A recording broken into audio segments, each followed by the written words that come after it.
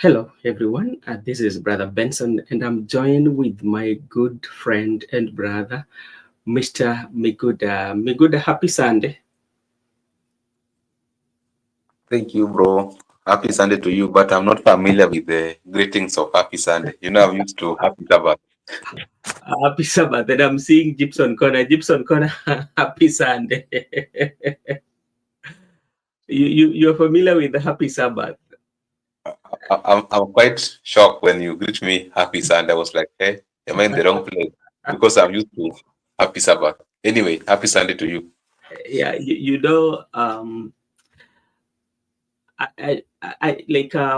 don't know, like on Sundays that what which one is the best greetings for Sundays? Migoda. For Sunday, I used to follow some preacher, usually after he has posted the word of God, usually wish me that today's gospel. So actually, I'm not familiar with Sunday because on Sunday I'm doing other things. Okay, thank you so much. This is Sunday, and we usually have this show, and we call it Meet the Press. This is where we discuss, especially things that happen during the week, and um, and just to give them synopsis and what people focus on. And this Sunday, we want to discuss about the issue of a state house, especially when it comes to building of the church by the president. And, so many people have given their views, including other religion leaders, and people have different views, especially those who are allied to president, and they feel that the president as is going to do one of the noble things. And one of them, actually, today I was listening to him. He said that president has seen that when you look at the structure that is in the state house, with the iron sheet, that president has seen that he should build a decent place for people to worship. Maybe before we look at the law, I know we've talked about this. Maybe you've also met people discussing about it. What information are you gathering from people, or what is their view in general? Before we focus into the legal perspective of it, Yeah. what I focus from the public first, there was Mm. a friend of mine who was Yeah. trying to respond to the above question. He was saying like, Mr. President is like a DJ who is Mm. playing his favorite music in a club. Yeah. Because club there are many people. You don't expect to play your music as a DJ. Yeah. We expect you to play different music so that it can suit the population in the club. So Mm. to him, building a church is something noble to him, but not to Kenya. And that's first. Then also people are just trying to say that even though he's saying that the structure were not in a good state, Mm-hmm. but people are saying those structures were there before the 2010 constitution. Yeah. So anybody in the state house could have decided to actually do anything Yeah. based on its own conscience without consulting public, without going the due process. So he cannot come today and tell people that he's ready to correct things which were not there before, because by that time Yeah. it was what it was by then. It was not what is it right now. But the issue of building a church in a state house has created a lot of reaction from Kenyans. We Mm-hmm. have seen people even from the Muslim society trying to actually request Mr. President to construct a mosque, and even people like Ole Sapit have actually condemned, and they are trying to question that is he Mr. President who's going to be the bishop of that church. So people have also requested Mr. President to reconsider and try to maybe build schools, hospitals. And people also asking that is he going to build hospital in the state house, or is he going to build schools in the state house? So in a nutshell, I believe that people believe it is a misplaced priority at the moment, because allocating 1.2 billion, even if it was your personal money. You can decide to bring an initiative like kazi kazi ya preso, and you can even empower some few people with that initiative. So I think that's how Kenyans are trying to react to the proposed construction of the church by Mr. President. Okay, and I was also listening to other Kenyans also arguing there's what we call the personal religion and this versus the public, especially a place like State House. President might be having his belief as a president that he's a Christian, yeah, and we have also the state, everybody in the State House, you know. So like when you bring your belief and make it to be like um, a say, or it's become like a symbol of authority to people who are worshiping, even those who are not Christian, it seems that you are violating their spiritual right. Can that one also play a role? Can that one also be arguable like that, or what can we say about that? It is a case-to-case basis, because there are those people who also believe that, like those people believe the traditional shrines, and those people believe in the spiritual. You understand that there are those people who still believe that to them all their requests are answered through traditional beliefs, and Yeah, actually that's what they believe in. So it's a belief thing whereby some people also believe in the Most High, some people believe in Jesus Christ, some people believe in Muhammad, some people also believe in other things, in the images. yeah, So if you try to bring, even though the huge population is composed of Christians, yeah, but to me, that is not justification that you must only concentrate on the Christian part of it, because even the Christianity there, we are divided. Like I've told you before, in the Christianity we have people like myself, because even I've told you I'm not conversant of the issues of Sunday. The SDS, we yeah, have the Catholic people. How are yeah, you going to persuade them that this church is going to accommodate all Christians? So to that extent, there is that issue of discrimination when it comes to the religion. It's like when he tried to do whatever he's doing, he's discriminating other religion in that Christianity, and yeah, also discriminating other religion which are not Christians. And to me now, this is now my personal view. I look at it whereby you want to create more of a religion fiction in the country, because right now he has tried to drive that narrative of tribalism to opposition. Now you want to bring that issue of religion, maybe yeah. Christianity versus maybe within the Christians. You want to bring that division whereby there are those people who are, I don't know, they call themselves the Apostolic Church, or and the Protestants and the Catholics. So we want to bring that division. That's now my own view as a Kenyan. Maybe that one maybe is having agenda, maybe to try to divide Christians along that issue of constructing a church, so that it will enable him to maneuver politically going forward. Okay, like right now, we know that when you look at how the politics is now, the politicking is kind of like taking shape, because we are seeing the opposition side are condemning this and saying that that is not what is supposed to be, and they're quoting article of our constitution, which we will also quote and relate it to what is happening. And you you get now those who are supporting the president, especially that is the broad-based government, whereby they are, some of them are saying that this is a very good idea. And now, like we are now between two. We have the opposition that who are saying that this is not the right idea, and we have those who are supporting the government who say that this is a good idea. So you'll find that those who are supporting president will say the opposition are not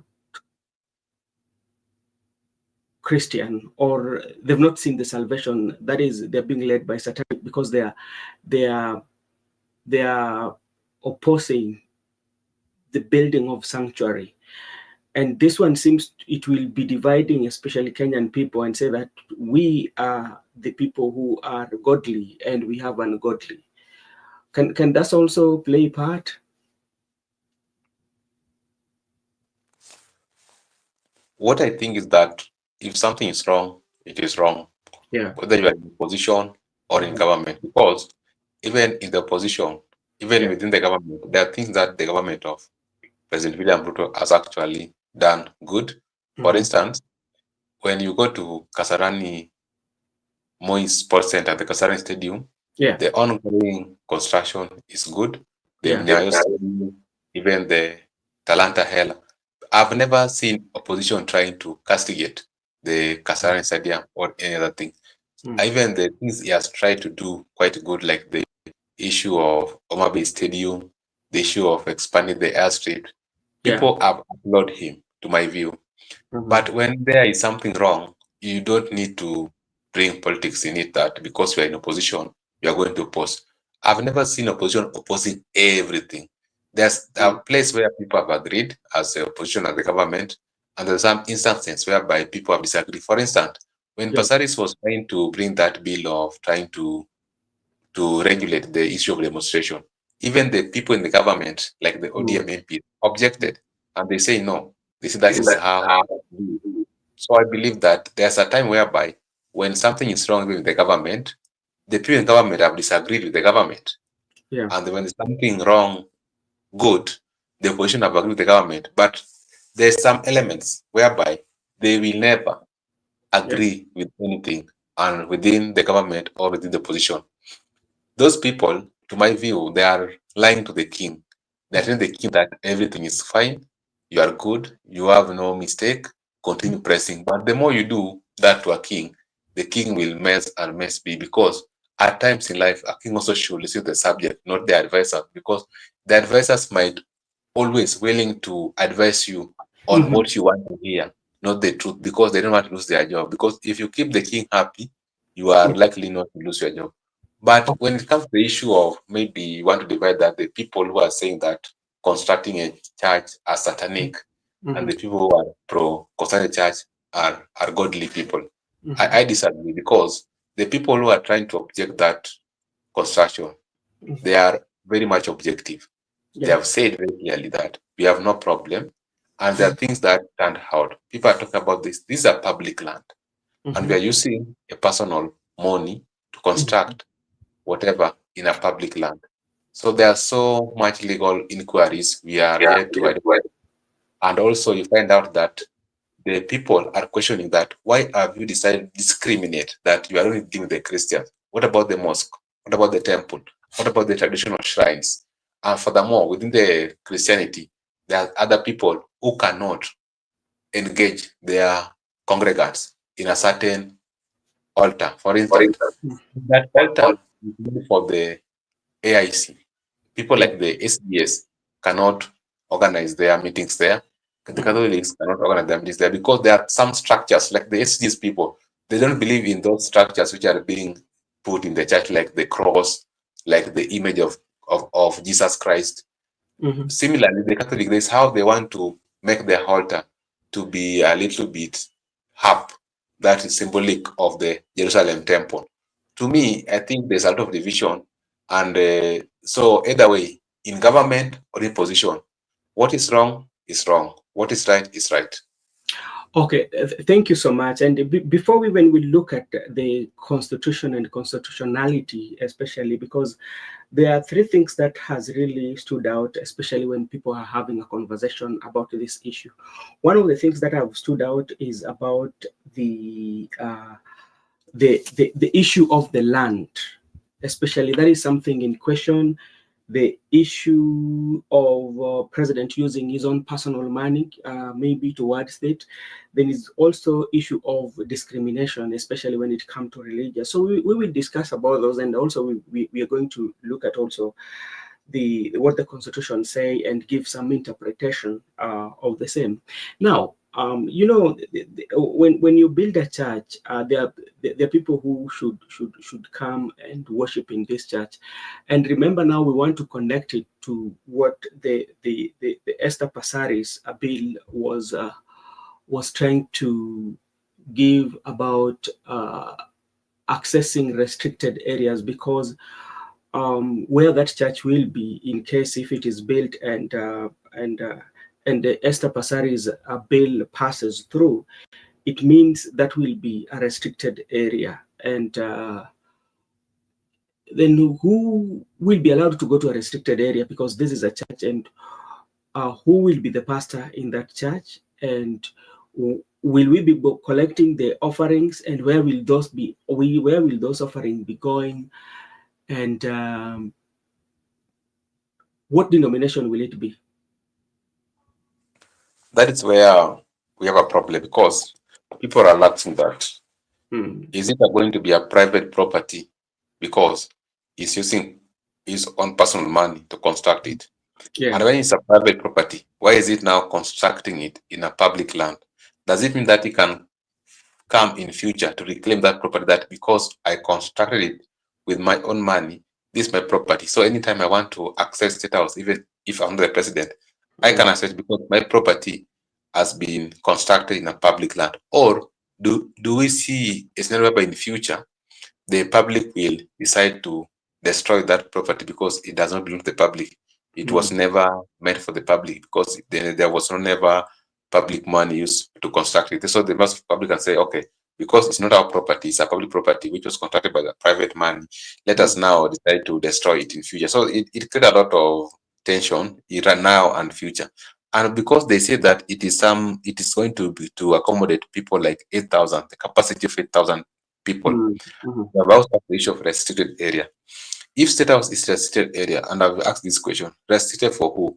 Because 8,000 people, for how long are they going to be? Are they going to be worshiping there on every Sunday? And who are these people? Is it going to be more people are being ferried, or the people around the State House are going to worship there? 8,000. So these people every Sunday they go to worship State House. Does it mean that right now it is never restricted? So this restricted area is a thing that we should reconsider. And even we have asked about the issue of parliament. Members of parliament can decide to riot inside the house. Will you say that it is restricted area, you cannot demonstrate here? And the issue of airport. Even the other time you saw the staff were demonstrating at the KIA. Yeah. And it's restricted. So does it mean that the staff cannot demonstrate because it is restricted? At military barracks, when people are watching football, for instance, at the Ulinzi complex centers, sometimes when your team has lost against the opponent, people usually protest the result, and the fans usually fight. So this issue of restricted area, that's why we say that before you bring a bill into parliament, you need to do a due diligence, and you do public participation, and also allow the most public to give you input, because there are things that cannot be restricted to the people. But like the State House, Parliament, airport, the barracks, you can just say that it is restricted to terrorists and criminals, and they are targeted people. That if anyone who want to enter there unlawfully, forcefully, and want to with an intent to commit a felony, that person can be shot, or that person can be arrested. But this issue of putting it to even a civilian is not allowed to get into those buildings. To me, we are not going to get it right. So the issue of the personal money being used in a public land is a question that must be contested in the court. And I think going forward, the court will give us the ratio whether the president can proceed with the construction or not. Okay, thank you. And if you're watching us for the very first time, this is Brother Benson, and this is Sunday Meet the Press, whereby we are looking at the issue that is most talked during the week, and it happened to be 1.2 billion church construction that President is planning to do at State House, where so many critics have come to criticize the president about it, including the opposition leader. But before we continue again, let me just give you an overview of what Article 8 of our Constitution says, and I will try to give you with some interpretation on to interpret it and how I might be understanding it. Miguda, you will assist me to if I'm wrong.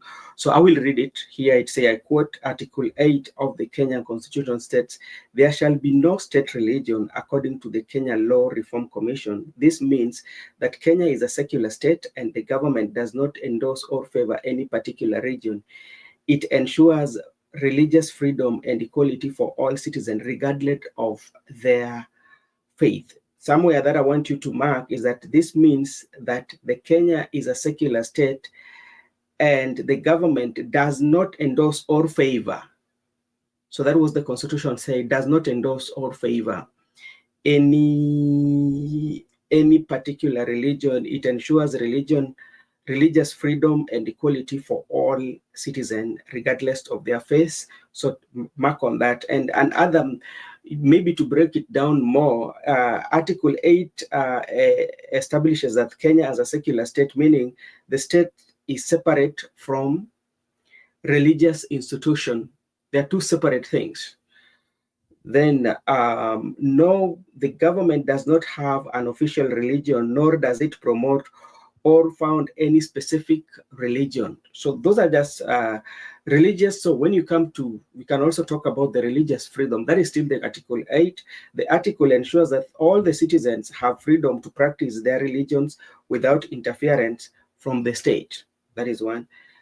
The provision guaranteed equal treatment and protection under the law for all religious groups.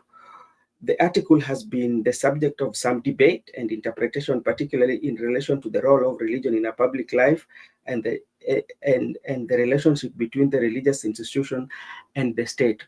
So those are like some of the how the interpretation, how the Constitution has said. But Miguda, when we come here and we say that it does not endorse or favor, when you see now the president saying that, okay, I will build a sanctuary of 1.2 billion, which will accommodate up to around 8,000, that one is a favor, if I'm not wrong. Yeah, it is a favor because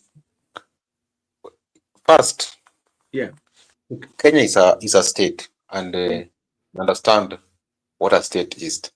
Mm-hmm. By us being a republic, Mm-hmm. we have our constitution, which is the supreme law of the land, and the constitution in Article 8 yeah, has been enshrined that there shall be no state religion. There shall, it means under what circumstances it cannot happen. Shall, it means that there is no option. yeah, It is mandatory that the state of the Kenya cannot be a religious state.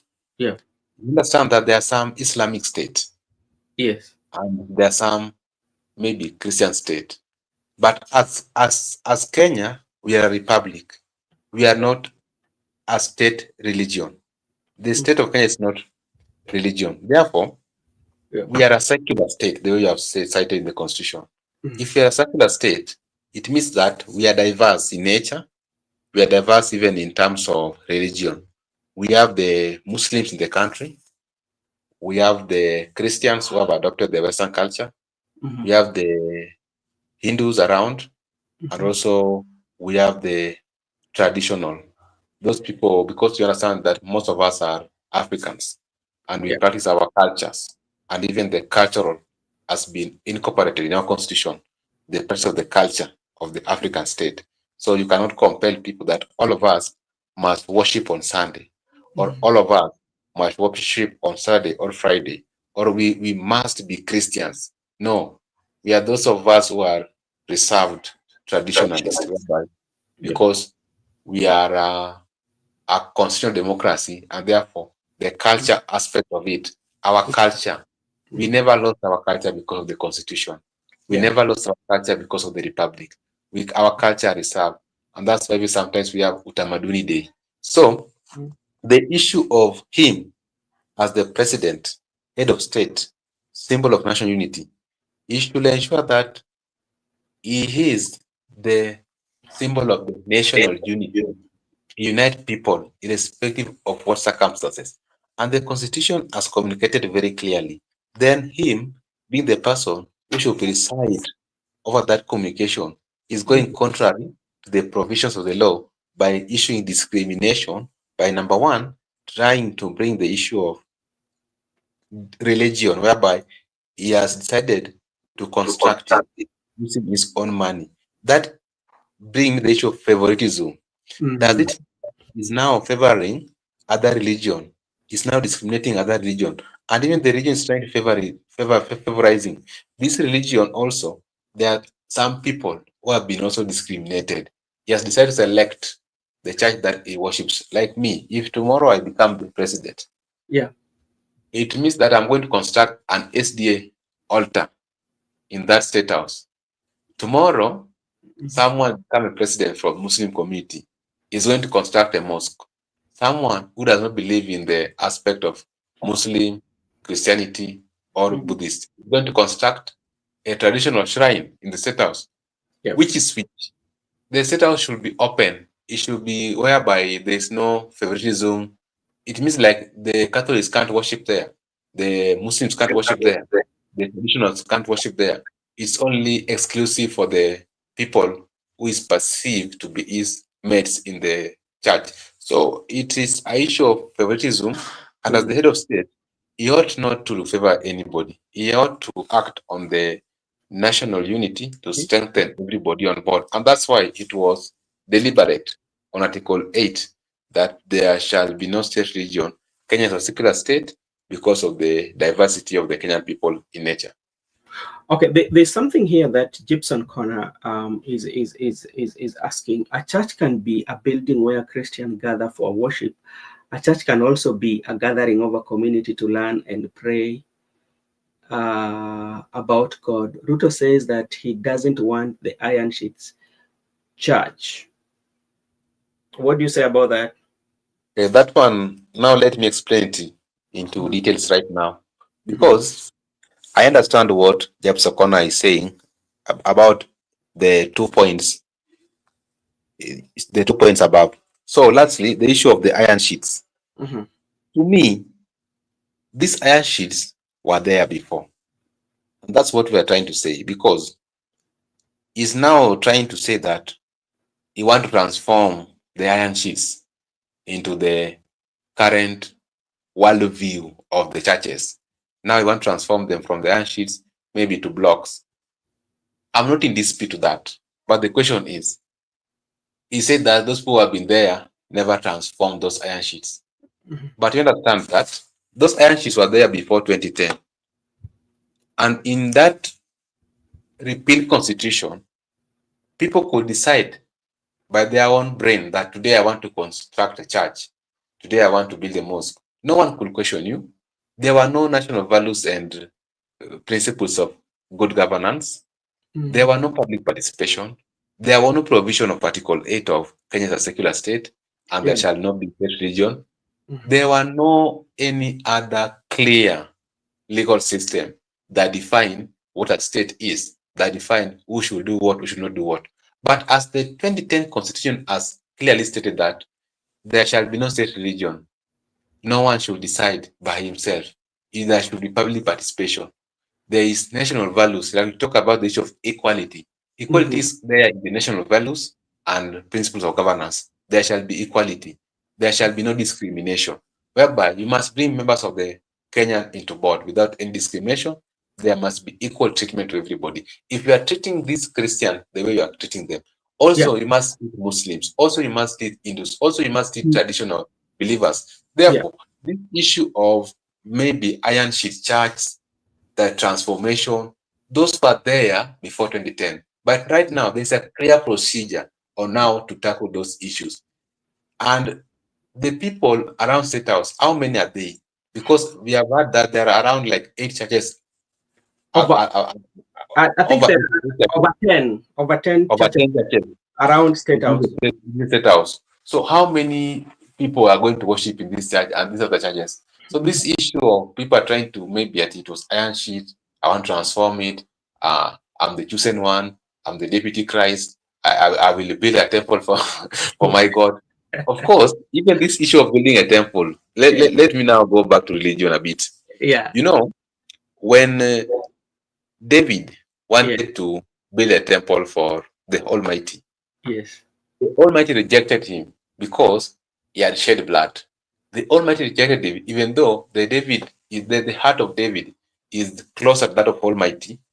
Mm. Is the Almighty said that no, you David, you will not construct for me my temple. It is your son Solomon who will construct for me my temple. Then later, Solomon constructed that Jerusalem temple, not David. So Yeah. even if you want to construct the temple, maybe it's not the chosen one. Somebody else will do it because yeah, that's now to the Christian view of it. It is not a must that he must construct it. It was never a must for David.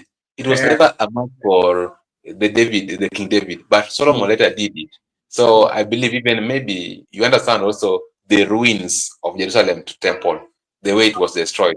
Maybe Mm. even if you construct it Mm. through Christ Almighty, it Yeah. can be destroyed. Okay, and now, okay, thank you for that brief sermon that you are offering us this morning. You know, some of us are not well versed, especially when it comes to the Word of God, especially with the Bible and the verses. But thank you so much. Now, there's also a law that describes, especially when you are giving a gift, especially to the state. Especially there are times when generosity, you want to donate a property, a money to a state. The law requires that, especially like the one, because this is within the state house, the law requires that you have to declare, you have to declare the gift that you are giving, and then especially it has to be received by the controller of state house. Then it should be transferred to the exchequer as people are waiting to, or as the process, or people looking at the process on how this money is going to be used. So in the case of the president, is a apart from him being the president, is a Kenyan citizen, and he might be somebody who is generous enough to give out his money or his sum of wealth to build the church. The best way, even if he's building it with the his own money, that money, he should declare the money. Then the money should be given to the controller of budget in the state house. I mean, not controller, but sorry, the state house controller. Then that money should be transferred to the exchequer. Then from there, the process will begin on what the state is going to give the money. So I don't know whether you can explain to us how, let's say, like you're generous enough, you want to give money to the state. How does it go? The issue of generosity. First, before I come to the issue of generosity, Yeah. we understand that all lands belong Mhm. to the state. Yeah. The entire land of the country Mhm. belongs to the state. So this is a government land. Then we go further and say that there is public land and there is private land. But remember, all lands belong to the state. So they are divided further into two: public lands and Mhm. private land. Then further, there is also communal land owning. Yeah. And that is in the Constitution. Yeah. But we also have the Land Acts. Mhm. Land Acts talked about the communal land owning, whereby the land can be owned by the community, the traditional perspective of it. Mhm. The question at stake right now is that the land is not private land. Yeah. The land is not communally owned land. The Mhm. land is public land. And if there is a public land, then now the issue remains here. This land does not belong to anybody. The issue is the money is now for someone. The money belongs to somebody, but not the land. Yeah. So if you want to be generosity to donate your money to Yeah. the government, Mhm. it should go through the state house controller, they have said, through exchequer. Then it can now come to be, but you don't decide on what you want to do with your money. You can't say that I have certain amount I Mhm. want to give to the state, and the state must use this money to construct a church. The state must use this money to construct a road. You don't need to decide. The state can decide even to use that money to clear the debts. We have debts in the country. Why Mhm. can't he use that money to clear the debts? He can waive for the people. So, to me, the the the land ought to be his land. Mhm. Then he can now say, I'm building a church in my land and nobody should control. But public land, even if that money must construct a church, why can't he allocate to that money? Because there are so many lands in the country, and Mhm. because it's someone who is wealthy, understand the way he's wealthy, Mhm. and he got so much properties. He can say, okay, I want to construct a church at one of my lands. Yeah. But the question at stake here, why people are going to court, Mhm. public land, Yeah. and the decision of that. As for me, I'm generous. I've donated to the government, and it must just construct a church at this specific land. Why state house? Why Mm. that land? Why not any other land? Why not? Where? Why can't you allow the state to decide for you? So I think, all in all, there is politics in it, and Yeah. there's interest in it. Okay. Okay. And now, because like there are also those who are arguing that this is a misuse of public resources, because the state house is a public land, and what the sanctuary that you need to construct, you're constructing with your own money. So that one means that you are misusing the public resources, and the public resources being a state house land. uh, the people who are arguing like that, are they right on their argument? To a certain extent, they are right because it is a public resource, yeah. Hmm. But because he has come out clearly Hmm. that in his private capacity, not as president, Yeah. he has donated Hmm. that amount in his private capacity. Yes. Therefore, in your private capacity, you can't decide for the public what they will do with your donation. In your private capacity, you can't now decide, okay, because it's my private capacity, this money must be allocated to public land or public resources. How? You just allow the state now, because you have donated your money and your private Yeah. capacity, you can use it and other means. But not the reason why I'm saying is there's an interest in it. There's interest in that ongoing conversations because Yeah. I've contributed to the public, Hmm. and I'm the same person who is proposing what the public should do Should with do my with my money. money. Yeah. And I'm saying that it is my money, not your money. Now I've given you. Now construct a church, and this And church must be constructed in public resources, and I must preside over it. It is not making sense. you, It's like you you are the author of everything. You want to have say, okay, I'm generous enough.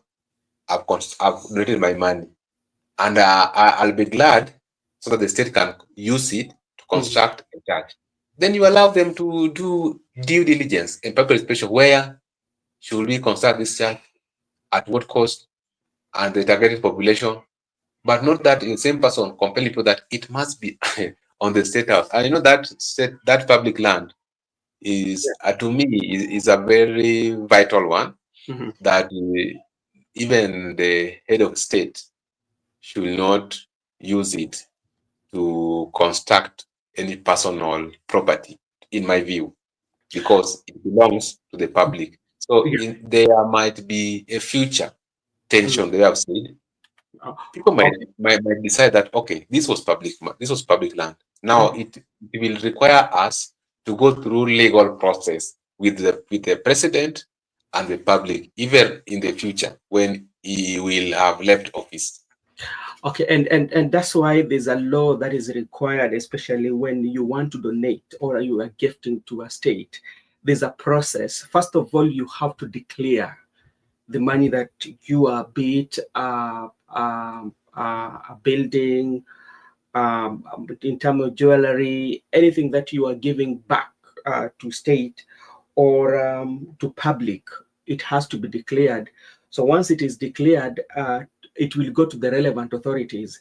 then that it should then be transferred to the exchequer, because if it is transferred to the exchequer, then there will be accountability for it. So, such that in the near future, you might not say that I want my refund because you already declared it and it has gone through the normal process that it should be, and to the relevant authorities. So then from there, they, as you said earlier, that then the government or the state might decide what to do with the money.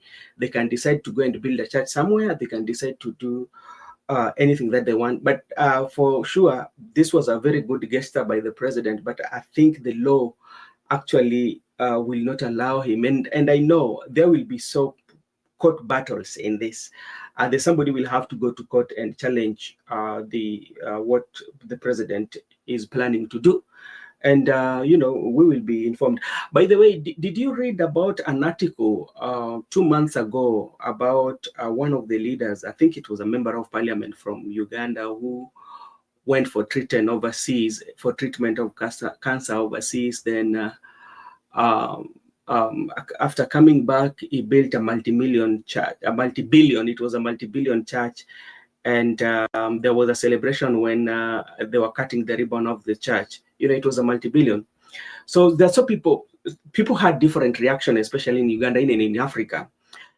And some people were saying that if you went overseas for treatment and you have such like money, why can't you build an hospital so that can assist the locals? And people are saying, okay, it is good to give to God for the place for worship. So the people who felt he did a good job, there are people who also have the view that instead of doing a church or constructing a church, it was supposed to do like an hospital. Maybe, I don't know whether you read that. Yeah, I just want to give you a certain example. Yeah. In there's a certain constituency. Yeah. When you campaign that I'm going to construct for you schools, I'm going to construct for you dormitories and the classrooms and decks, they will tell you, if in the olden days, people used to learn under the tree. So you don't come here and make for us noise about classrooms and dormitories. We can even learn under the trees. Yeah. That is a certain constituency in Kenya here. But also in Nyamira now, Nyamira County, when I was moving in Nyamira County on a Sabbath day or Saturday, the people in Nyamira County, they don't construct churches. Actually, they worship under trees. They identify just a certain tree where there is a shade, a good shade, then they worship there for their entire lives. There is nothing like Arambes to construct churches. There's nothing like they want to construct church. They just worship most of the time under the trees. That is in Nyamira. So the question is, what was so urgent and important right now? If that person, I think it's called Ali. When Ali came back from abroad to Uganda, maybe he could have identified a certain project so that he can create employment for the youths. Like about the issue of hospitals, so that he can take care of the patients. The issue of medicine, things that can help people right now. Because like worshiping, not that we are object to the construction of the church to God. We want the house of God to look good. But sometimes people used to worship under the trees. People used to worship whereby there were no buildings. But he is the same God who could answer prayers while we are worshiping under the trees, the same God who can answer prayer when we are worshiping at the cathedrals or at the AIC, whatever. He's the same God the same God who was answering prayers when we were traditionalists, when we believe in the were, like some of us, we used to worship the were, the God of the rising sun. We could be blessed still. We could have children. We could have animals. We could have even jobs by that time, and we could even live longer. He was the God who gave people life. He has not changed. That God was there from the beginning, the same God. So whether you construct a magnificent church, whether you worship under the tree, he is the same God. The same God who blessed the president before the construction of that church. It's the same God. So he has never changed. The same God who made him president when he was worshiping on those churches. The same God. So to me, there are some issues that you must calculate. I don't know. Maybe people are born differently. You understand? People think differently, and also you can't decide for anybody. What you might think is right to certain person is wrong. So that is how the world is. And I like the quote by Barack Obama that the Barack Obama mom used to tell Barack Obama that Barack, the world is complicated, but that's why it's very interesting. So the complicated part of it, whereby some people prefer to build churches, some people prefer to construct schools, some people prefer to build hospitals, and some people also prefer to worship under the trees, like my people from Nyamira County. They just worship under the tree, and they are blessed. They are blessed, and if you go to their homes, they are really blessed by the Almighty God. So that's why the work is very interesting. So before we conclude by casting these people, we must admit that first we have different brains, we have Yeah. different thoughts, we have Yeah. different views. We are diverse even in thinking. So what might be good for you might be wrong to me. But all in all, we should ensure that we look at what is urgent and important for the society.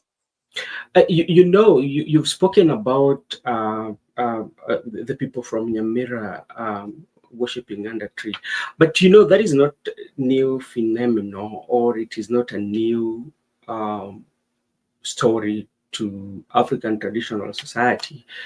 Or when you talk about the African spirituality, back in the days, the Africans would worship under tree, especially when they were going to worship, whereby they called the name of their ancestors at the end of the prayers.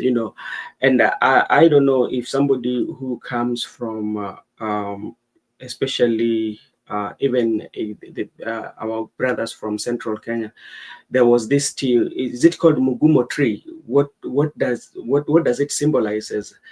Even you, Miguda, some of the trees back at home in the Luo, they used to call it arubaine. These are some of the trees that had like they had like a traditional healing. They say that it can treat almost over 40. Kama wewe ni mgonjwa, lakini arobaini inamaanisha inaweza tibu kama magonjwa kama arobaini kwako, unaona. So now and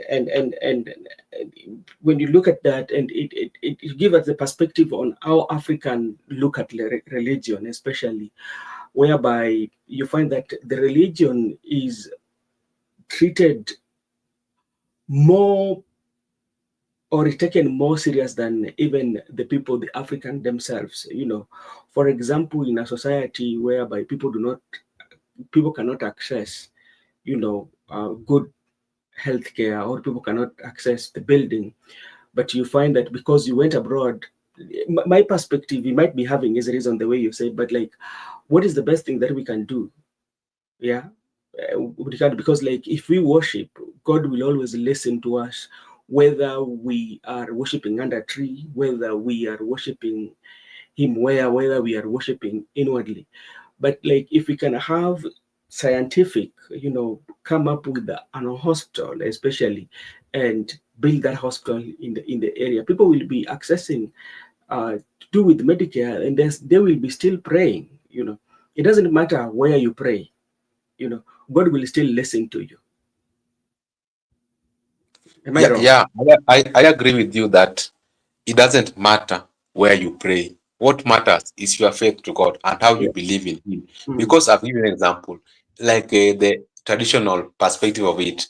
We used to worship along the lake, along rivers, in the Mm. mountains, under Yeah. the trees.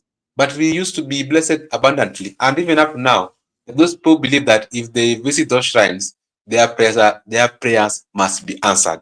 And indeed, they are being answered. And like I've told you, people are different. It's true. Like even in our case right now, when we begin our channel, you Yeah. propose that we should look for a ring paper, like what our project, our next project. Yeah. To us, connecting. When we donate to the young people, the school-going children, it's Mhm. like we are trying to connect with the future. Yeah. To us, connecting with the future is more important than other people. But other people connecting with the current, and other people connecting with the past. So it's up to you how you decide to plan your things. But all in all, what people should do, even if they have their preferred thinkings and preferred brains, they should always ensure that they do what matters for the future, or what matters for the people who are pressed with the current issues like unemployment. But like I've told you before, there are many things that the president can do to ensure that he calm down this way of the Gen Z protest. There are many things he can do actually. Ni vile yeye ajui. He can even decide to have some initiative, like maybe 3 initiatives. And this initiative should be on until he come out of the office, so that he can allow the other person to carry on the task. As we move with this initiative, they can be temporary ones, but they create space and exposure for the young generation to connect with the global networking. That one will allow him to calm down the situation. Like, you know what Uhuru did? The Kazi Mtaani was popular, but the people who work in the Kazi Mtaani right now, some of them are employed. So it was there to mark time for the young people who are employed. But as they mark time, you know, when you go to Kazi Mtaani, you will meet people, you will connect, because you are coming from different backgrounds. So at Kazi Mtaani, you will meet a nurse, you meet a doctor, you meet a lawyer. So there you connect. So, okay, my aunt has got a pharmacy. You can work for my aunt, you get connection. Okay, I had a farm. I want to construct some things in my farm. Yes, you can meet an agronomist. So in that perspective, when people come together, they mingle, they interact, they share, and they network. So if Mr. President can have 3 initiatives other than Kazi Mtaani, or Kazi ya Prezo, or so as we go on with these things, we will scramble for these positions. So when they scramble for the employed one, they will be busy to understand that they cannot even remember about Mandomano, they will not remember about bad governance. But as you do these things, you should also reconsider to look at the cost of livings. You should reconsider to look at the health facilities, education. So by the time we are going for election, people have networked, people have gotten a job, people have been employed. So you realize that at the end of the day, at least you are making it for the Kenyan people to work with. But you are busy empowering women. What about the youths? You are busy going across the country saying that, okay, empowering, and the church. This 1.2 billion is just enough to calm this storm of the Gen Z. Ni vile ajui tu. Jana nilisikia aliyekuwa naibu wa rais Rigathi Gachagua alisema jambo ingine hapo. Alikuwa anasema kwamba hiyo pesa ambayo rais anataka kutumia kujenga hekalu kule Ikulu, labda anaweza tumia ajenge kanisa pale Kiambaa. Unakumbuka Kiambaa iko na story kubwa sana, au ukiangalia kwa ghasia za uchaguzi kwa 27, 28. Kauli ya Gachagua wewe unaichukulia vipi, ama hiyo tu ni siasa tu?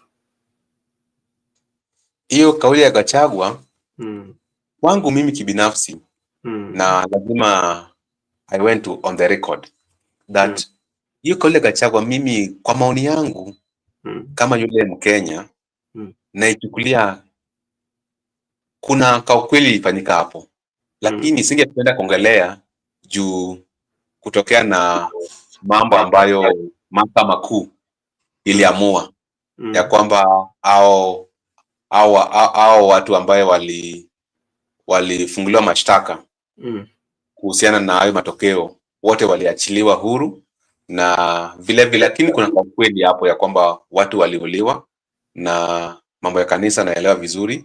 Sasa ningependa tu kusema tu ni siasa za nyakati huu, lakini mahakama ilishazungumza.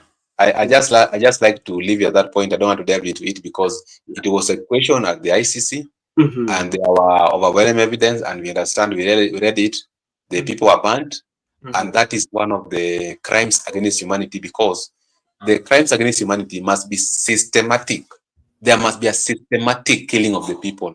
Yeah. And one of the reasons why some of the suspects went to the ICC, it was the Kiamba Church. The Mhm. Kiamba Church was a critical issue at the Yes. ICC that somebody was going to be hanged. But I just want to leave at that point because I understand how the technical the case was, Mhm. and I understand what it can create in the country. But let us just allow politicians to do their politics, but Mhm. let us focus on the issue of the people as a channel. But now, me good.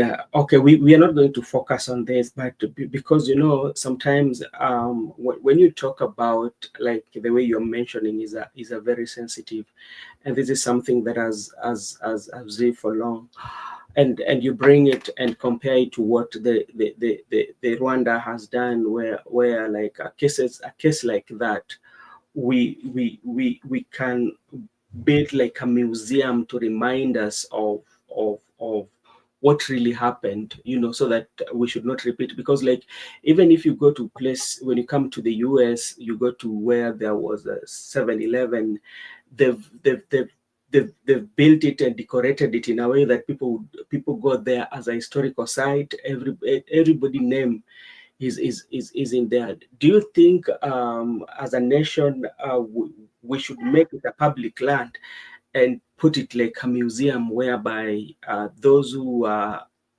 affected, actually their name should be written on the wall, so that it becomes a tourist attraction area that reminds us of how the difficulties we went through and how we've moved and healed from there.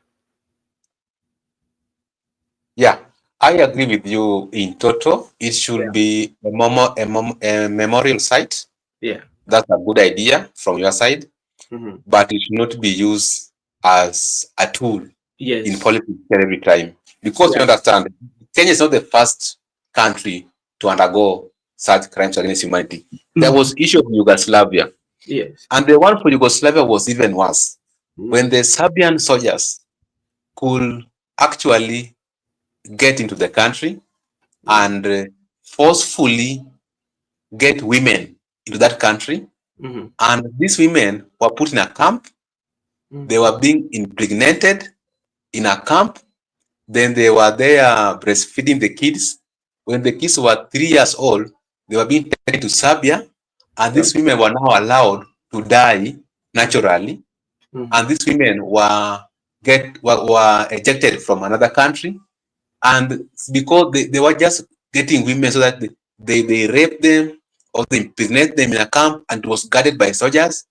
And after they are breastfeeding, after they breastfeed these kids, these kids were being taken to Serbia, and these women were left to die. And that's why the case of Yugoslavia is one of the cases that's standing. And also the case of Rwanda, when there was a genocide, it was put as a memorial site, but it has never come again as a political tool in Rwanda. And even in the Yugoslavia, it has Mhm. never come back again as a political tool. That's why I said the idea you are bringing is a good one, but Yeah. it can just be a memorial site.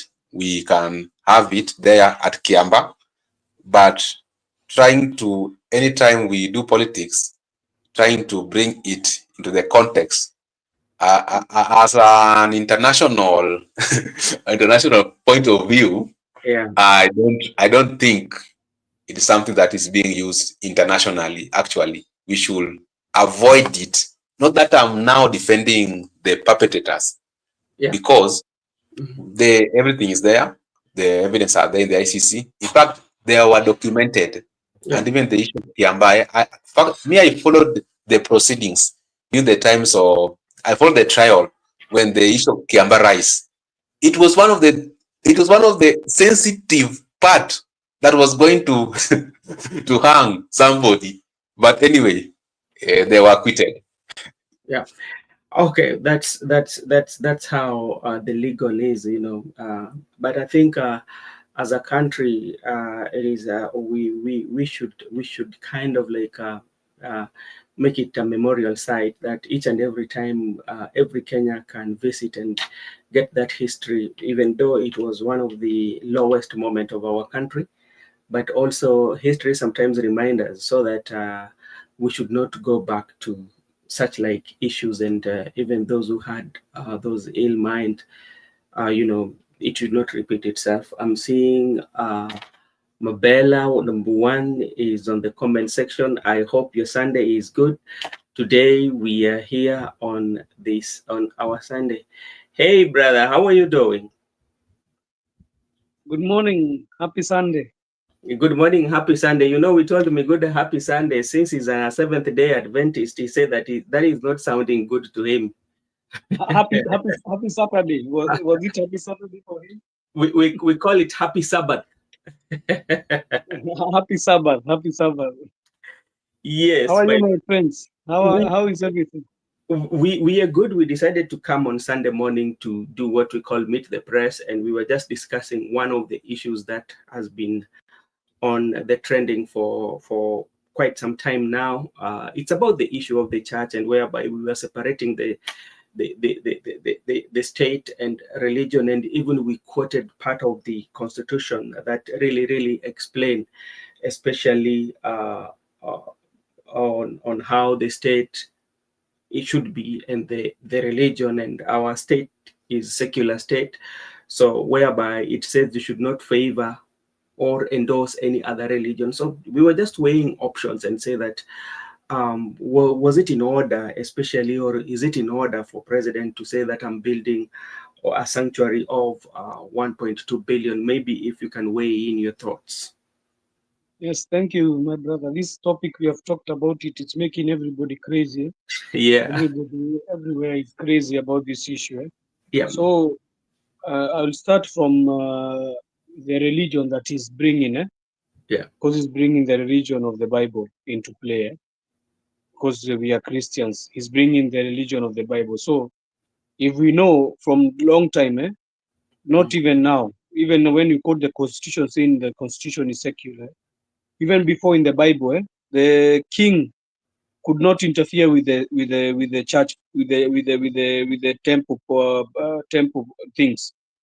His work was to govern the state and the temple. The person who was in charge of the temple was what was it called? The high priest. The high priest. The high priest. So he could not interfere with the things that were happening with the high priest. And most of the high priests, you see, they were not involved in government affairs. Do you remember the story of Ahab? Yes. Ahab, when they were when the church, when the religion that time they came after him, Elijah. He did not involve himself with the politics of the day, which was Ahab, who was a very bad person, killing even Naboth and taking his vineyard. So in these issues, Elijah talked the truth and told him that your government is not a good government and a just government. So what we know with the church, they're supposed to call out the government where they go wrong. So in this case, yeah, I'm here. I'm getting you. So in this case, you cannot have a president who is owning a church, because church is separate too much with the government. Church and government should be going hand in hand, but not in one same basket. We say we have three arms of the government, but we forget we can add church is a fourth arm of government. Do you know that? Church is a fourth arm of government if we don't know, because they always check the balances within the government. Is it church or the religion? The religion. The religion, I mean, sorry. The religion is sorry, you corrected me. I'm very sorry. Thank you for that. The religion is another arm of the government, because they check the balances in all the arms of the government. You see, the church, they're not supposed to be leaning on one side. They're supposed to be checking parliament, checking judiciary, checking also the executive. That's why I'm saying it is the fourth arm of the government. And then the fifth one is the fifth estate. That's why you hear they are called the fifth estate, you guys, because they are also another arm of the government, because they're supposed to check and give credible news about what is happening in the country. Yeah? So this guy is saying that he's going to build a church. Will he be the high priest, or who will be the high priest in that church? Because you cannot be, you're building a church then, and which name will it be called? Is State either house. we are going to call it, is it which denomination? Is it ACK? Is it Catholic? Is it PCA? What denomination is it? Is it Pentecostal? What but I think, you see, when I saw he's going to build a church worth 8,000 capacity, Capacity, yes. that is when I knew that this is politics. There's nothing about a church there. He's going to be bringing his politics into there. I think the church has been rough on him too much, so he sees he cannot be able to be going to churches. You know, when he goes to the churches and they are told they are not going to be given mic to do politics, so it's better he build his church so that they can take their politics there. But now let me just ask you, especially now, you ask about who and who, but if you look at our country, you know, there are churches, they call it the Protestant churches, the churches that are quite much very independent. These are churches that has like Christ is the way, divine water, you know, fellowship and all that, you know. And we have also some indigenous churches, especially if you work or you have maybe if you had an opportunity to tour some of our residential, like the informal settlement, utapata makanisa ambao labda zingine zimejengwa na mabati, yani ziko kando kando ya mto tu, zingine umepata tu ni watu wawili watatu. Na ikifika wakati ambapo labda watu watakuwa naenda kanisa, wenye umesema watakuwa ni wapasta ama watakuwa tu ni waumini, na watakuwa wanatoka wapi? Hiyo ndio sasa swali labda watu wanauliza. Yeah, they call them ninja churches. You know the ninja churches? The church where one person is a ninja. Yeye ni anachukuaga hiyo muhodhi hiyo sadaka, yani I mean, na anaenda yeye anachukua hiyo sadaka na anaenda nayo na anaenda kuiweka kwa bank yake. So yeah, that's a very good question, brother. What you're asking is relatively what we ask is ourselves. Who will be going to that church? You know, these 8,000 people, who are they? Because I don't understand. Because if you're saying it is the servants in the state house, you know, we have servants there, no? The army and what have you. They are not all Christians. Yeah. So what about the Muslim? Because there is Muslim brothers in the military, no? Where will they be going? Because if you have to build a church, then it means you need to build a mosque. It's more fair if you are building a church, build for them a mosque also, and also build for them a mosque worth 1.2 billion, because this is a country which is supposed to be equal. Every region is supposed to be equal. And if we start saying they build a mosque, then you hear Hindu religion, they say we need you to build a temple. So we will be going all this in circles. It's better he stop this shenanigans of saying he's doing all this. But I think it's a loophole for stealing money, you see. It's a loophole. He's just trying to get a whole loophole to siphon the funds. Because we have been told, how much has the state house costed, brother Ben? How much has state house costed? Actually, the budget that was allocated was very huge budget. Yeah. Have you seen any changes that can make you think that house has costed 12 billion? Have you seen any changes? Even you as a I'm not a construction, I'm not a contractor or something, or an engineer, but when I look at a building, I can tell you that building has not taken 12 billion. Do you know what is 12 billion? There's another day I was hearing another guy saying, do people know what 1.2 billion means? 1.2. It means you can build 3 level 5 hospitals in counties. It means you can be able to build roads which are not possible in the counties, in the rural areas. 1.2 billion is not a joke. Is you reach 500 million, then you go further. Do you know how many stadiums we can build with that money? 2 stadiums. And that's why what was being argued, actually there's a law that says that if you are donating money to the public of any kind, first of all, you have to declare the money. Yeah, anybody, let's say even you yourself, if you have your even 20,000, you want to give it to state will take it, but you have to declare that I'm giving 20,000 to the state. Then it will go to the relevant authorities. Then it will be handed over to the exchequer. So which Yeah. means it will be, because like it will be accounted for, especially when the exchequer will be giving accounts of the money received. You know, there was Yes. a gift that was received of such amount. And what this one stops is that if you've given it out, because like if you promise, actually you should give it wholesomely. You don't give it in bits. You should, then after giving it, so there is no way in which you will say that, okay, nataka mrinifandie ile mani pesa yangu, you know. But you know, when it comes to the one that maybe president is saying, because he's building in his own money, which is 1.2 billion. So what should happen in such a case, that the president should declare that money, yeah, because he's giving it Yes. to the state, yeah, Yes. or to the public. So you Yes. declare the money. After declaring the money should be taken, because it's in the state house. The money should be taken by the state house controller, which in turn will transfer it to the exchequer. Then the exchequer will decide on what to do with the money. So even if the construction is going on, yeah, even if the Yes. construction is going on, Yes.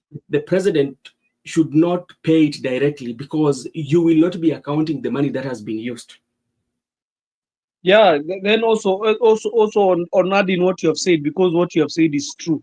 If you are giving some money to the state, you're Yeah, supposed to be accounted for. It's supposed to be accounted for by also not only even the state house. It's yeah, supposed to be accounted of by the audit, by yes, the general audit, because this is money which you are giving to the government. So if yeah. you give it the money to the government, it's supposed to be audited and known what it's going to do. Then another question I'm asking myself: how has this man come to have 1.2 billion and is a civil servant being paid 1 million a month? Maybe he has been in politics for almost 20 years, so he might accumulated that wealth. So you know, president has been in politics, and he's also a businessman. You know, is you remember Hustler? So I think I think like the contentious issues here, especially what I think like the public is contesting here, or what the public is asking. One is people talk about discrimination and divisive, because president is the symbol of national unity. Secondly, there's the issue of public land. You know, this is not. And you know, Brother Benson, before you continue, this guy Mhm, is like he's sick with public land. He's mhm. like he's very much sick with. Do you see even the house affordable housing projects? They are Yeah, built on public lands. I think he likes lands too much. He wants to take the public lands too much. yeah. So and the issue again is about the money. Those three things are the things that I think like the public are contesting. So, and I believe, and I know somebody will go to court, especially if president just decide to start building the church. Somebody will have to go to court, and I know from the look of things. Okay, let's move away from the church issue now. There's something that happened at Kiambu. It was a Ruiru court, especially when some the, the the the gentleman was arrested by anti-terrorist Kawanjiko. His name is Kawanjiko. I think Kawanjiko, Peter Kenyanjui. Peter Kenyanjui. and and the judiciary actually gave a statement on the same. Let me start with you, Miguda. Miguda, do you think that was necessary, especially how it happened?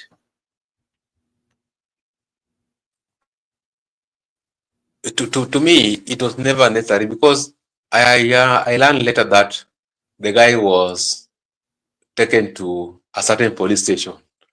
So why were they arresting him? So that's what I learned later, that they were removing from one police station to the other police station. So I don't know what the issue of jurisdiction. But what I must say this is not correct, because the anti-terrorist police unit Mm. were the one who came and they forcefully arrest that Kawanjiku. Mm. But I don't understand that. I believe he was supposed to be taken to court that day. Mhm. Then I think he was he was taken to court and he was freed I already. think Yeah. there is two people. We don't need to confuse them. There is one lady who was given bail, but they refused to release her. And then Yeah, there was Kawanji. Kawanjiko had been released and he had gone to home. That's yeah. why you were seeing his parents were shouting and saying, no, no, no, we are Yeah, not going to allow it. yeah, Kawanjiku. The Kawanjiku one. Kanjiku was freed. So why was anti-terrorist police unit coming to arrest a free man who was supposed to go home? That's why I am saying I have a problem. And later I learned that he was taken to a certain police station. So to Oh. me, he was somebody who was supposed to go home, and it was somebody who was being freed by the court. So it's like the ATPU is now disobeying the court, and actually they are operating outside the law.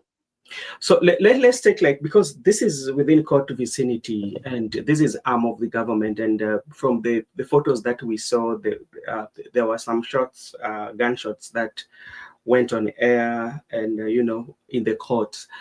When we want to talk about the separation of power and and law-abiding citizen, how then do we talk about law-abiding and a situation happening within the judicial, maybe within the vicinity of judiciary? Yeah, that's why I say there is a disobedience from the anti-terrorist police unit, because if you talk about the issue of separation of powers, judiciary is independent.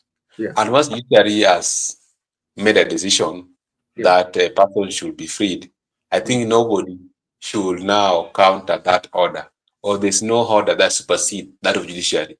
So when these police officers are the anti-terrorist police unit came for the guy, I think they were now acting outside the law. They were now doing, I think, maybe order from above or order from some quarters to operate. To me, it's like they're trying to subject the civilians into their own will or to their own wish, other than the law.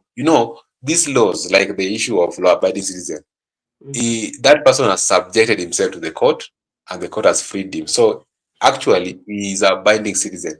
Even this ATPU, anti-terrorist police unit, ATPU also should be abided by the same law, that you should not touch anyone who has been freed by the court. So I don't know how if the power also checks the ATPU. I don't know which body checks ATPU. I'll look at my findings. So they should also be taken into consideration, that because next time they can do it to another person. Because once I'm being freed, what you saw what happened to the blogger. I don't know the name. The name is a bit confusing to me. The blogger. When the blogger presented himself Diangoi, into the his name court. is Diangoi. His name is Diangoi. Yeah, that name.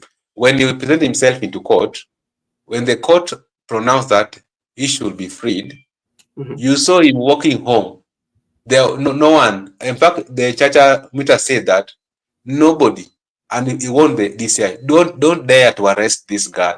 Let him go freely. No one should arrest him. No one should question him until July. I think 17 July, he will come back to court, and DCI will answer some question. The same way should be applicable to Kinyanjui, because when the court communicated, so we have heard from politicians, not we don't have the reliable source, but what we have heard from politicians, to be precise, Rigiji, is that somebody order some people with a phone call to rearrest the young man. So the issue of a person or a people or leaders trying to control institutions, that is what we have a problem with the current CS. A CS trying to control institutions that shoot to kill. No, institutions should be working independently. They should be separated. They should work independently. And the issue of the National Police Service Commission, you should get instruction from the Inspector General, not a CS. So that's why I'm still. I will find out. I'll be brief. I'll be back, and I'll know which body is responsible to deal with the act by the anti-terrorist police unit. Okay, Joseph, what is your take on, especially when you look at it, is within the vicinity of the courts, and the courts had already freed you, and how how it happened, the force that was uh, used. Yeah, thank you, brother. I think I want to maybe help me good. Maybe I think the ATPU is under the police, so IPOA should be checking them, because anybody who is under the police service is supposed to be checked by IPOA. So above that, I think we have only two bodies: either you are a police officer, or you are under the police service, or you are under the military. So I think maybe IPOA is the one which is supposed to mandate to check them. Maybe you can check and tell us, but that's my thinking. So it is very wrong. This government has been does not listen to the court.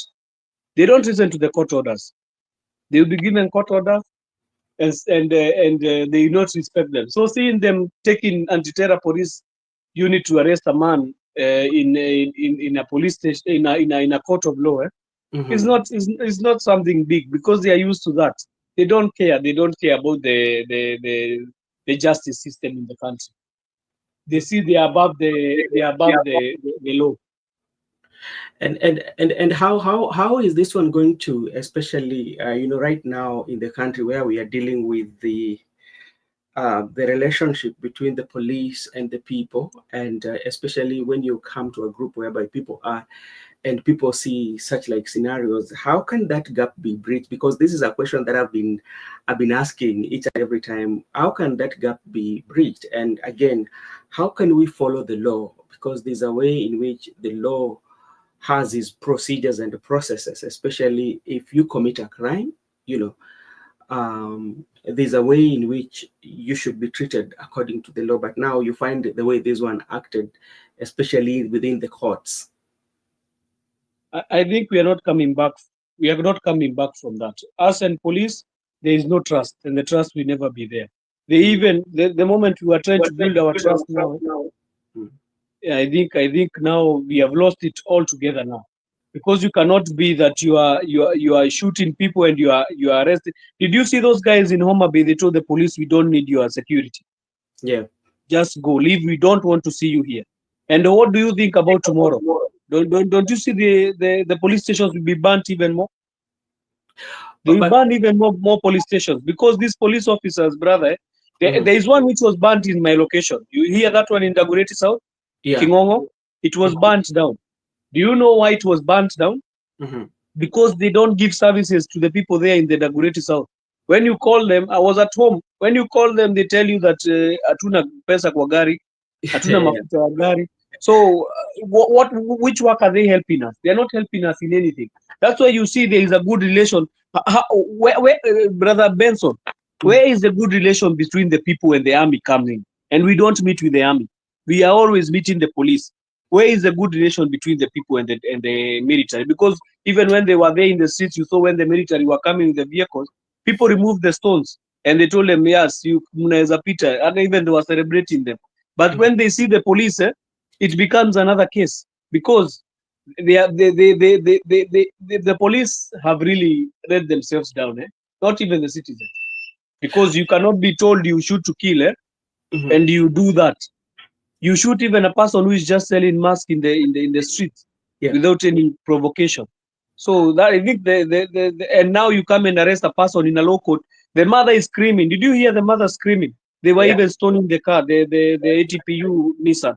Yeah, so I saw the stoning the we are car. not coming back, brother Benson. Don't wait for us to come back. Relation between us and police.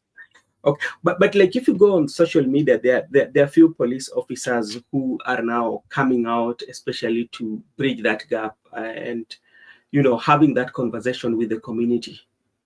I've seen a few of them having that conversation. Will they really convince the population and say that this is the way to go, or this one is just going to be for a moment? And when things settle down, it will go back by default. These guys, they are supposed to be talking to their fellow police officers, not coming to talk to us, Brother Benson. Their police officers are the ones who have issues, not us.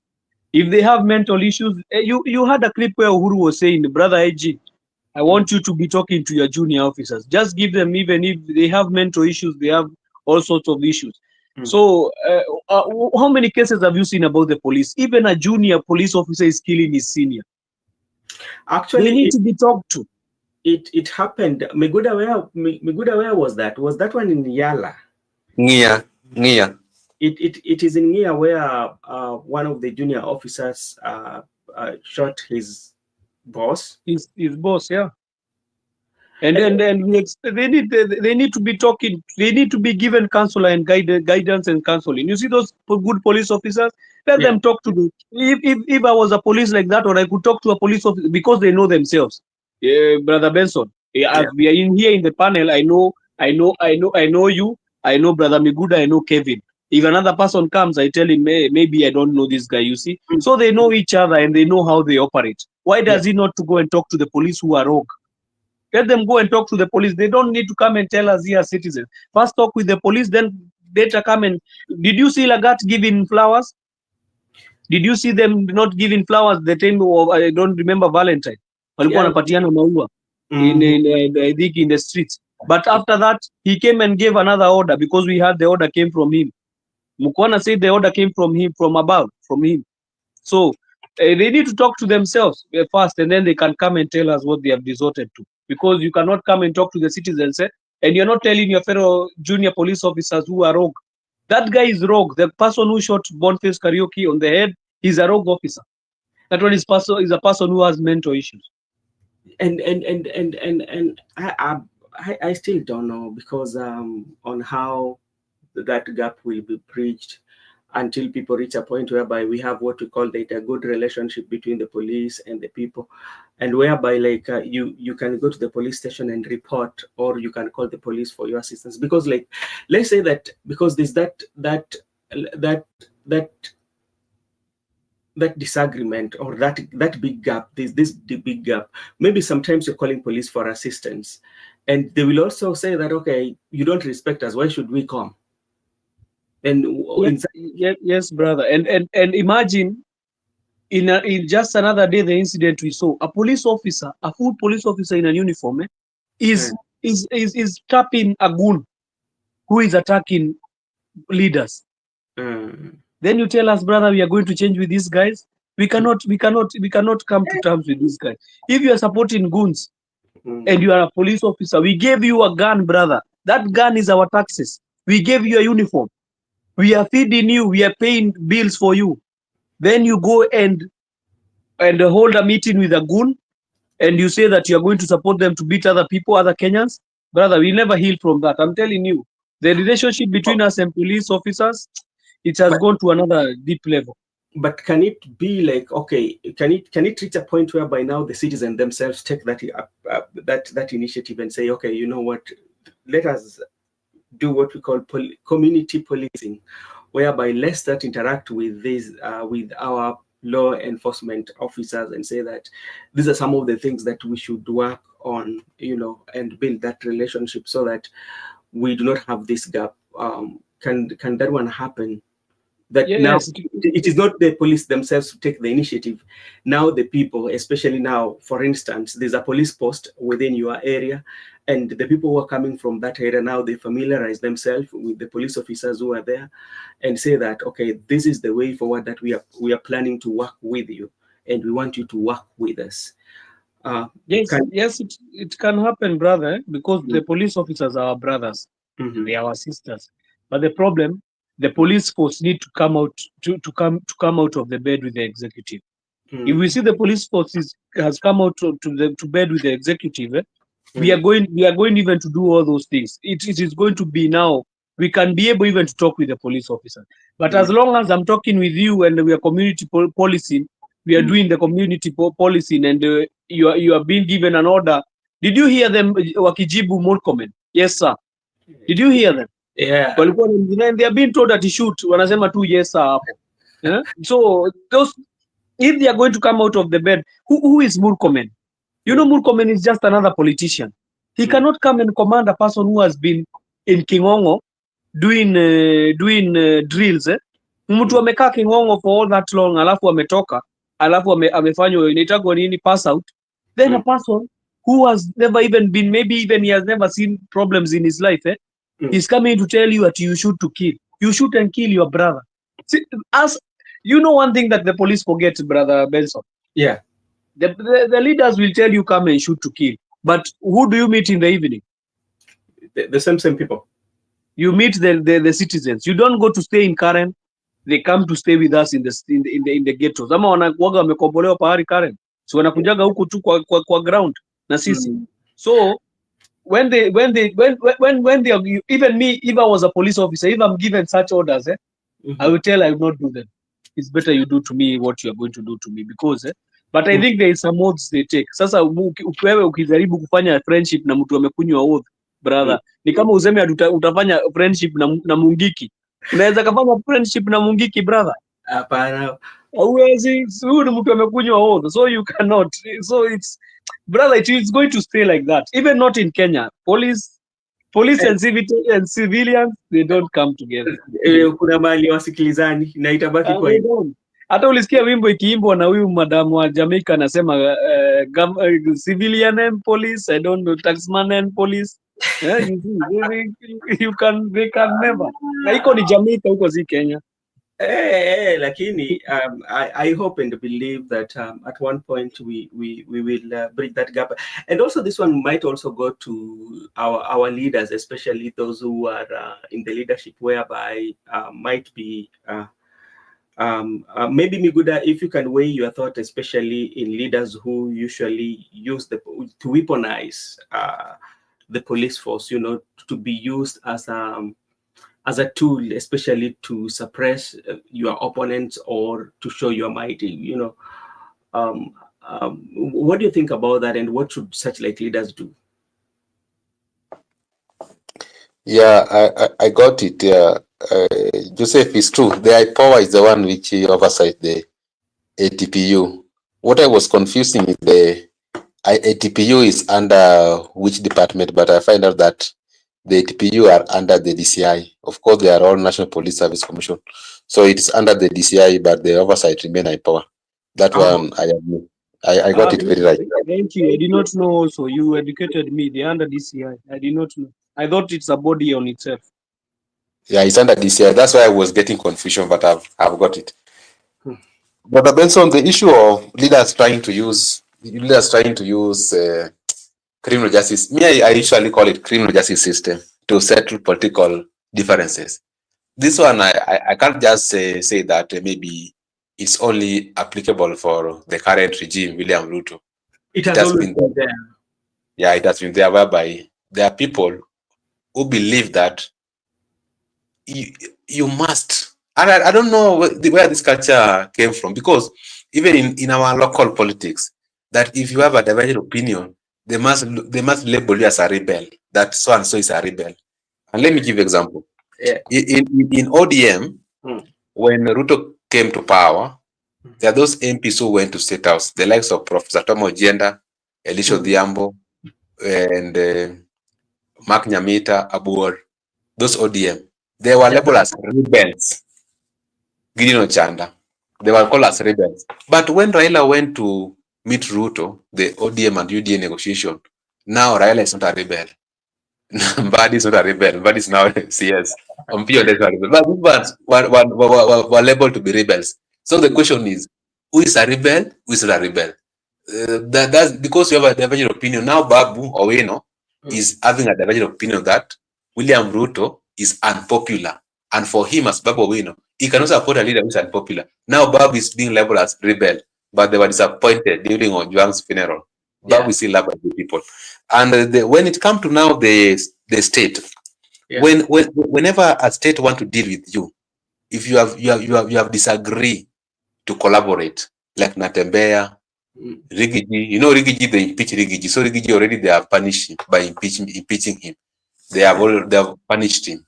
Natembeya, other people. So you are either silent or they will try to do all means. But the same state, they are using, that's why I told the criminal justice system, they'll use DCI to do what it takes them to find any case that you have with the corruption. Then they'll ensure that they bring, if you're a governor, maybe they will threaten you with impeachment, take you through court process, Senate, and even sometimes they can arrest you, intimidate you, threaten you. They withdraw your securities so that you can align with the status quo. But yeah, I'm happy because in this country, you find out that there are those who are bold. Whether you withdraw their securities, whether you intimidate them, you threaten them, you arrest them, you take them to the court process of corruption, they will not agree with you until you finish your tenure. I like them. They are bold leaders. So what has happened? You find out right now, the people who are pro-Rigiji, they are going to serve. And I told you, and we have said this one before. We told Matiang, come, know very well that this is politics. We have been there before. When we used to have rallies, we have been tear gas, we have been arrested.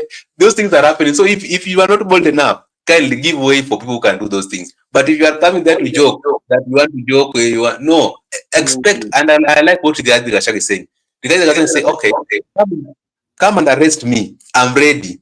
That is how it should be. What Babu is saying, come and arrest them because they are not going to relent. So this issue of the state usually using these CJS to intimidate, threaten their opponents is an obvious thing. So if you know that you are not ready to face such things, just quit. But if you know you are ready, just be there. You got our support. We'll support you. We'll be with you. This is just at the beginning. People will be arrested here. And even the issue of rallies, you will see even people will be blocked that no, you cannot assemble. Because as we have been there, we were part and parcel of it. We have been tear gas in several occasions. We have been blocked. We have been arrested. We have been given fake charges. Of course, they are fake. That's why you find that if you go to court process, most of the time you're going to be freed. And then the issue of Orengo. You know, when Orengo was trying to say that we are not bodying, this broad-based government is unpopular, they said we are going to impeach you. So when Orengo aligned and went to State House, now that impeachment has come down. There's no impeachment in Siaya County. Now Orengo is just a saint. Orengo must do 2 terms. So you see, that's why I say, if you want to face these people, be ready to lose your seat. And that's what Gachagua has done. He has lost his seat because he was not ready to board. So the issue of CJS, but I can just tell you that it is not going to stop today. It is there, and we just expect more to happen. But if you know you are fearing, just go and join them. But if you mean well for the people of Kenya, just stay. The people will be with you. And at the end of the day, we will make sure that. That's why I was insisting on a rightful ticket. Because there are some people in that team who, when they will threaten them, they will just bolt out. So if you can make sure that you have that bold and courageous party. Don't say in general. Can you give us names? Let me give Joseph. Joseph, on a lighter note, don't be personal. We have worked with them before. You know, when we were going to swear in Raila Odinga, the mocks were in. The people who say, okay, we saw grenade, you know them. You're talking in capital letters, brother. Let me conclude kindly. I'm saying, when we were going to swear in Raila Odinga at Uhuru Park during the mock swearing in of Baba at Uhuru Park, you know those people who bowled out, they were saying, Nigerians' numbers are calling us. We have received grenades in our doorstep. If you give those people ticket, my friend, that's what I mean. And actually, even like if I think the president can also sit down and reflect the tribulation he went through, especially during Uhuru Kenyatta administration. I don't know how many times did he go to Mombasa when he was going to use one of the State House lodges, and he was told like the house is under maintenance and he could not access the houses. And even the people who are allied to him, including even Rigathi Gachagua during Uhuru administration, Ndindi Nyoro. I can remember there was a day Ndindi Nyoro was in one of the local TV station, and he was being outside. He was being waited by the by the police. He said, "I'm going to sleep here." The light bandits were off. Let me add one thing, and I'll give my co-panelists. You have heard me another point to add on what I was saying. You know what make Ruto president? Ruto, even though Ruto was being frustrated, Ruto was strong, and Ruto was, by that time, he was very strong and he was bold. strong, I Then, agree. Gachagua was also a strong man. That's why they made it. That's why I'm insisting on, if you must remove this person, do not give us those characters, because we know them. We have been with them in war. We know what they can do and what they cannot do. Just give us someone who is strong, because if Ruto could be weak, we know him, we have dealt with him that time. If he could be weak, he could not have people like Ashago around him. They could not be where they are today. And even that one explains, especially even as opposition are coming together, the person that they're dealing with, President William Ruto, is not just a mere President William Ruto in terms of if you look at what he went through and challenge even the system, and now he has the system, so it will take them. They need to be up. They need to up them up. Their game should be up there. That is something. Okay, what do you think? Especially to deal with the incumbency, and this is somebody who also went through. The history has it that he went through during that tenure. He went through a lot, with his supporters, people like Ndidi Nyoro, Rigathi Gachagua, Alice Wahome, Yeah, Brother Miguda, I see he was trying to box us in there. He was trying to bring. We know the people you are saying, Miguda. We know them. Even if you speak, we know them. So, yeah, but it says, brother, what you don't want to be done what you don't want to be done to you, don't do to another person. That is what Ruto did to Uhuru. And now he's receiving the same dose, times 3. but So, Uhuru Kenyatta was very kind to president. He did not impeach him, but he gave opportunity. So this guy even is what? That's why I'm saying they are doing times 3. He impeached him, and the other guy, and I don't think he thought that this guy will be like this, brother. Do you know that Gachagua is a real opposition leader? Yeah, Gachagua. I never supported this guy. You know me, brother Ben. Yeah. We were together with you in 2022. We were supporting Raila. I hated Gachagua so much, but do you know, I have come to see a Gachagua I've never seen.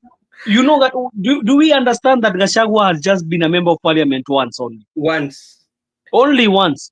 And then he became a deputy president for wanasema quarter term. Yeah. But that guy, brother, I've never seen a guy like this one. He even has his own people guarding him. But like did you see the reaction of Kimani Ichung'wah? Hi, cousins. Yeah, and when he talks, when he talks, everybody talks about that issue. And nakwambia huyu jamaa, if you see Ruto talks one day, Gachagua, Ruto talks like 1 week. He goes to a place like Meru. He talks for about 1 week in Mount Kenya. Gachagua comes and dislocates it within 1 day. And that issue finishes there. And that's now give you, now that is what we call politics. And like a situation like that, when because like politics is all about emotions, and how you can make people feel something that you are saying, and make sure that you beat your opponent on emotions. Especially, when you look at politics, there are two sides of politics. There's that strategic politics whereby, which is done in the boardroom, especially the strategy on how can we win election and what are the policies. And this kind of like policies, you would share them with your surrogates, especially when they go on the TV, they would come and say things that you would want to do, or they might go on the social media, they will write those your policies or advocate for those your policies and encounter anything. But there's also that politics of the public opinion. How do I move the public opinion? How do I interact with the people that I'm speaking with? How do I read the moods? What are the message that I'm directing to them? But for that, I think for now, Rigathi Gachagua has really done well, because like even if you look at even the rally they had in Western Kenya, and everybody was just waiting for him. And this was very clear, especially when he's given a chance to speak. One of the things that will tell you that people are waiting for him, look at how many people are taking off their phones to take a picture of Rigathi Gachagua. Yeah. Then look at how also the people are interacting with him. If you look at how Matiang'i, Wamalwa, and Natembea, if you look at those, go back and see those, and it will tell you that the presence of Gachagua might have brought people out to come and listen to what he wants to say, because there's that gap between the people and the administration, or between the people and the president. So anybody who is hammering president politically without fear or favor, that is the man they want to listen to. And that's how politics is. You know, Brother Benson, what happened? Yeah. When Raila joined, I don't know. You know, he says he's not in government, so I'll not say that. When we saw his people join the government, it became clear that we don't have an opposition leader. So what happens when you don't have an opposition leader? You will try to look for the next person who is talking against the government. No? Yeah. And the next person who was talking against the government is just the person who had been removed from that government. And the things that he was coming to shed light on us, brother, were very detailed things. You know me, I've never seen Raila shedding, even if he was shedding the detailed things, saying kuna corruption, he was not going deep like the way this guy goes. Yeah. Jamaa anakuja anakuambia hata imeuzwa, anakuambia mpaka Bomas imeuzwa. He's coming, he's telling you face to face. He's not even telling you, he's calling even names out. He's telling you Atiragat, he's calling names. You know, we had politics before that. You could say, wametumana, wamefanya nini. But this guy is calling them. He said Ishungwa is the one who is sending these guys. He's calling them out by name. So I think people also are fascinated. And even if he comes to Nyanza region, people will come out to see him. Because people are fascinated by this guy who is unfearful.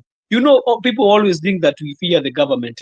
People always fear the government, but they are seeing somebody who is unfearful, somebody who is talking against the government, shedding light on everything. Then also his packaging is okay. Ukisikia akikuja akiongea tu kitu, si one time imesha kuchukua mkondo. Who started the one time slogan? One time he alianza, he started the one time. Then he has come to high cousins. Now everybody is high cousins. You could hear even in the Western, they were being told, like, you hear ladies saying, hi cousins. You could hear them there. So the packaging of his message is different. And before I bring in Miguda, there's something that also, I was just, I don't know whether my observation is very right. When you look at, there are slogans in politics that are very universal, especially like they will kind of like fit anywhere you go. You know, for example, you look at even the name Baba. You know, when Baba even go to any part of the country, everybody will call him Baba. You know. Yes. Yeah, because Baba is usually a universal kind of like a name. So when also people talk about cousin is also universal, because like everybody have their cousins. We even forget about the political narrative or the political slogan that has been brought by Rigathi Gachagua. But everywhere you go, you will have your cousin. So it becomes so much popular within people because it's universal. So that one has also actually helped Rigathi Gachagua. Another thing that has really helped Rigathi Gachagua is the internet and the social media platform, because you find that his sound bites tend to pick really quick, especially the one term and the high cousins.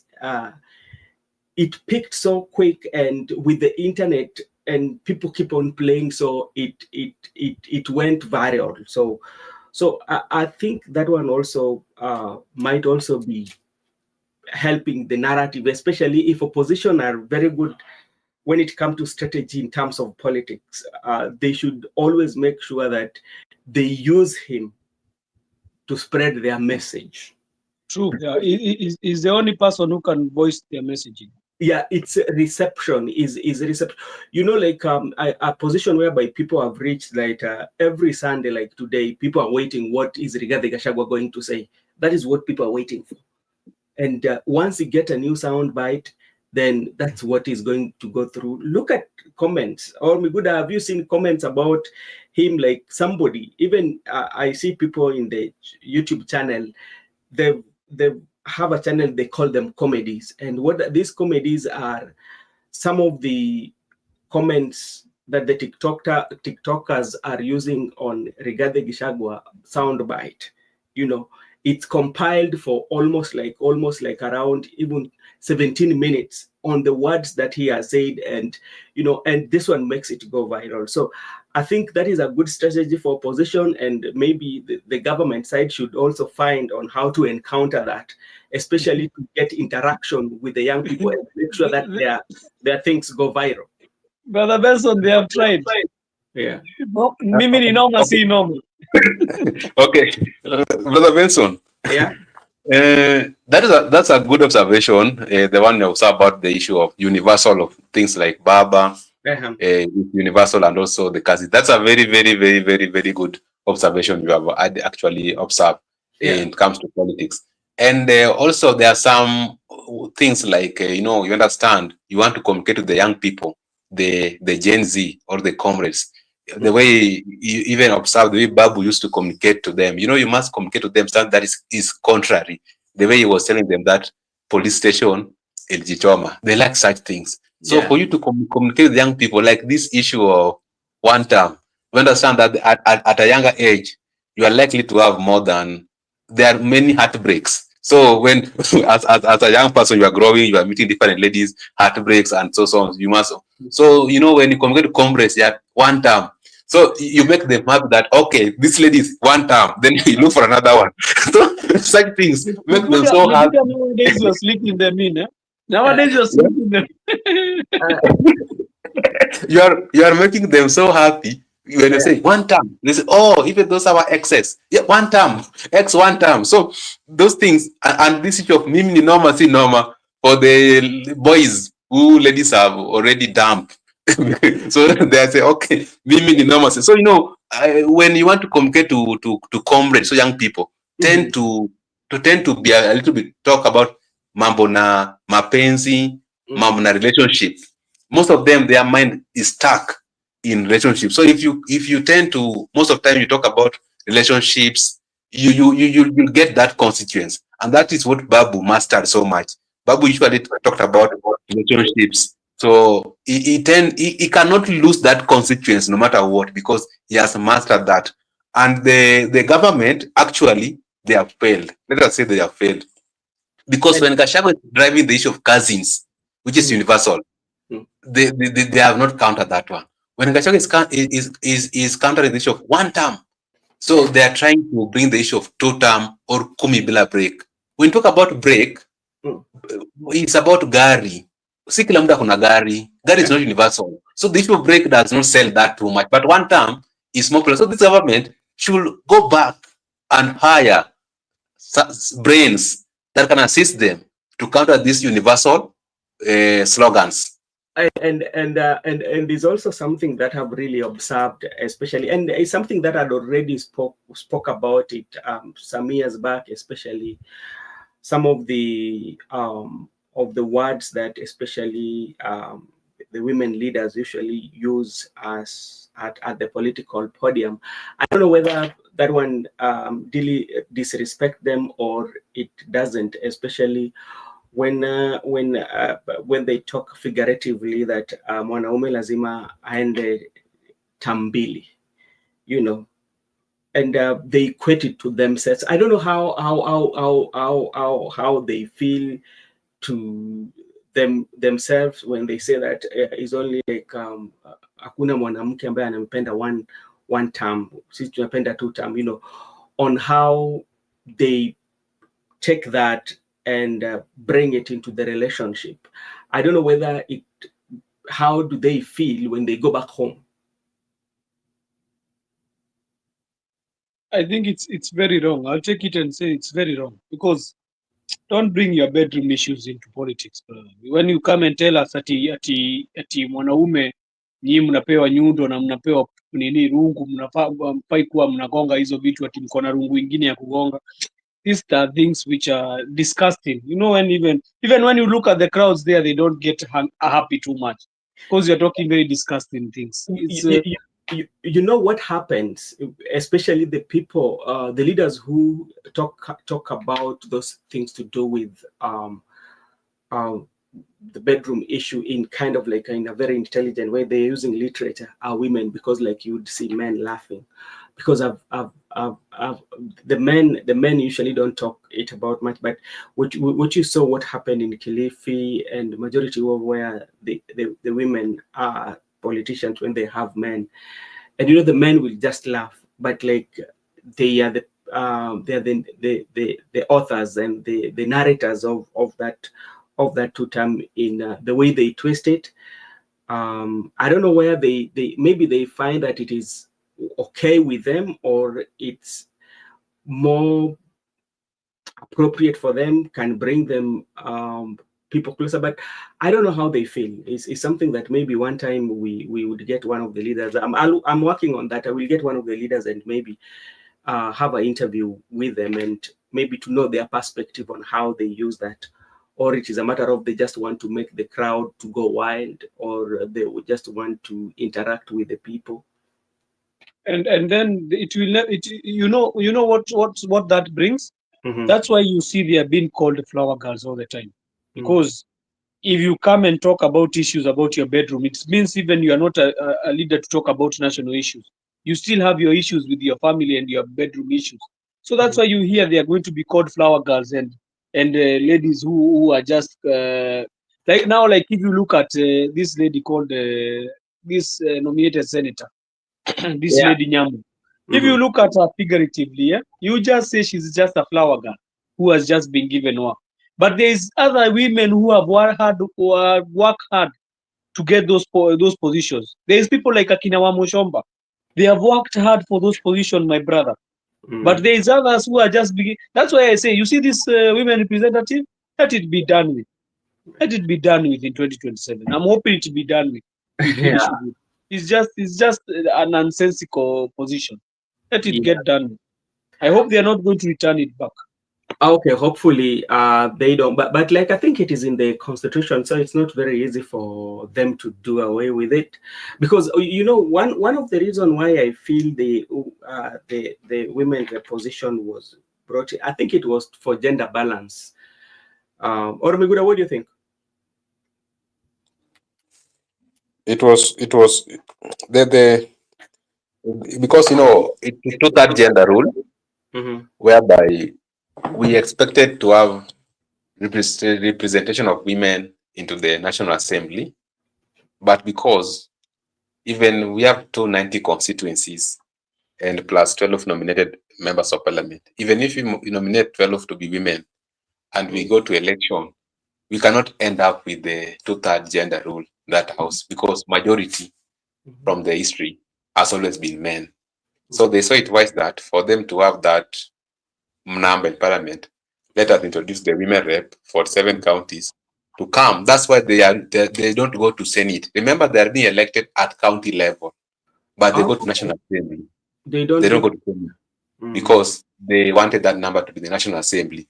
But even after we have elected 47 of them, still it's not enough. We haven't achieved that number. That is why people are saying that, how can we achieve this number? That is why Emeritus Maraga gave Uhuru that order to dissolve parliament, because they haven't achieved that 2/3 gender rule. But Uhuru did not act on that order. I think even after we have done that constitutionally, we haven't achieved that. So scraping it off, it is a good idea, because we were saying, there are many things we have said, like, what is the role of women rep in that National Assembly? Because we ought to have represent the county, but at National Assembly, the county, we have those senates who represent them at the Senate level. But also, because of we are still learning bit by bit, I also learned that it's sometimes important to have a women rep because, like, when we were not having IBC as a country, the commissioners were not in place. Yeah. And when Opiyo Wandayi was poached to go to work in the executive, and Mbadi was also poached to go to work in the executive. Now, the people of Ugunja were lacking representation into the National Assembly. And the ODM people were missing one of their members who should be nominated as per the Constitution National Assembly. Now, my observation as someone still learning, I saw it like that because the women rep for Seya County, because she represents the entire county. If there is someone missing in action to represent the Ugunja, because she represents the entire county, she will be there to represent the Ugunja people by that time before we got into any by-election. So to a certain extent, there are some, even though we can't say that the entire representation of women should be scraped off or it is a bad thing. To a certain extent, when there's a question of constitutionality and the question of maybe composition, it assisted us to answer that question, that why is it that the Ugunja people have no representation in parliament? Why is that the ODM are lacking 1%? Okay, because women rep represent the entire county, it can act on behalf of the people of Ugunja, but because you understand that the CDF kitty is always with the CDF manager. So even the MPs missing because MPs do representation, oversight, and legislation. So when the representation, oversight, and legislation are missing for the Ugunja people, women rep can still legislate, oversight, and represent. But the CDF can be manned by the CDF manager. So to a certain extent, we can say that it's a question whereby we are still debating, but it is not that it is important as such. But to a certain extent, it assists. Okay, let me ask you, because okay, I like your argument, but my question is, if that is the case, because majority of the time we have the money that is allocated to women rep office, which is basically dealing with the women, right? Yeah. So what about the men that are in Ugunja constituency? Good question you have asked me. Remember, the one I was giving you is not anywhere. That was my opinion.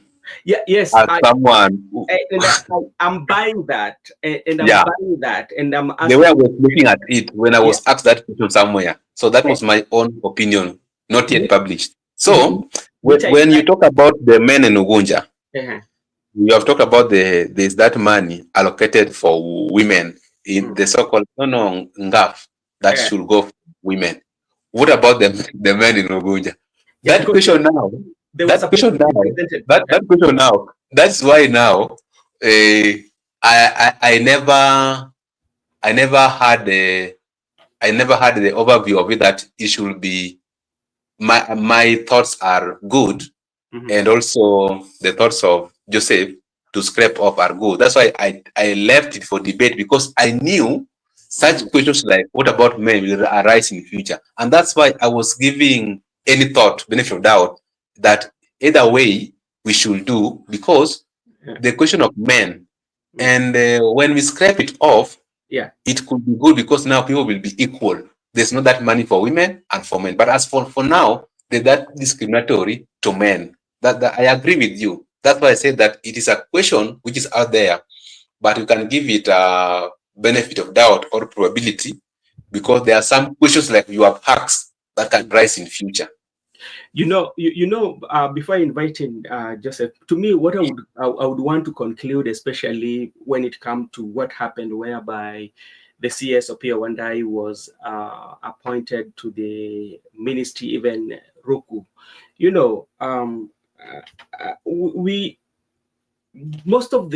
One thing that we have to agree, most of the appointments that we do, or most of the appointments that are done, are political appointment, and they are appointments that are made to please some constituents. Because, for instance, at the time of appointment, the president knew very well that there was no IEBC, and the president knew very well that the people that are being appointed, these are the people that were elected by the people to represent the representation. That's why they were elected.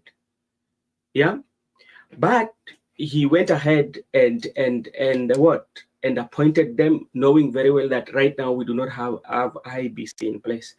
And even the members of parliament who were appointed, if they were very patriotic enough, they ought to have declined those positions. Yeah. Yes, my brother, and it's a shock that we were supposed to have cabinet secretaries who are not inclined in politics, Yeah. and they have not served in politics, Yeah. So I don't understand why he needed to bring members of parliament who already have seats and they can bring a change in Kenya. Why don't you bring other Kenyans who don't have these positions, so that they can be able to come and work for people? Because you are a member of parliament, you can be able to register bills and be able to help Kenyans when you are a member of parliament. Yeah. Why do we need then for somebody like Buddy is okay because he was a nominated one. Nominated. But the people like Akinaruku and the others, why do you need to take them from the parliament where they can register good laws, to be able to help in your governance? Why don't you bring other Kenyans who don't have work? There is so many Kenyans who don't have work, who can be, and they are good in what they do. Why do we need to bring these politicians into cabinet slots? And if you look at, for instance, like Ruku, I think Ruku was to me, when I look at it politically, it was a score for Linturi. It was like the best way that president could answer Linturi by for Muturi. It was for Muturi, brother, because they are from Bere, all of them. And this person, somebody who was mentored, I heard that he was mentored by Muturi, So that was a score. Again, it tells you whereby, especially like as much as we are still saying that we are a country that follows the law or are a law-abiding citizen, sometimes there's a point at which sometimes we tend to suspend the Constitution and say, okay, because maybe how the political class, because they knew what they are doing. And even they if you look at the history for the Constitution 2010, they say that we want technocrats, the people who will not be involving themselves in politics.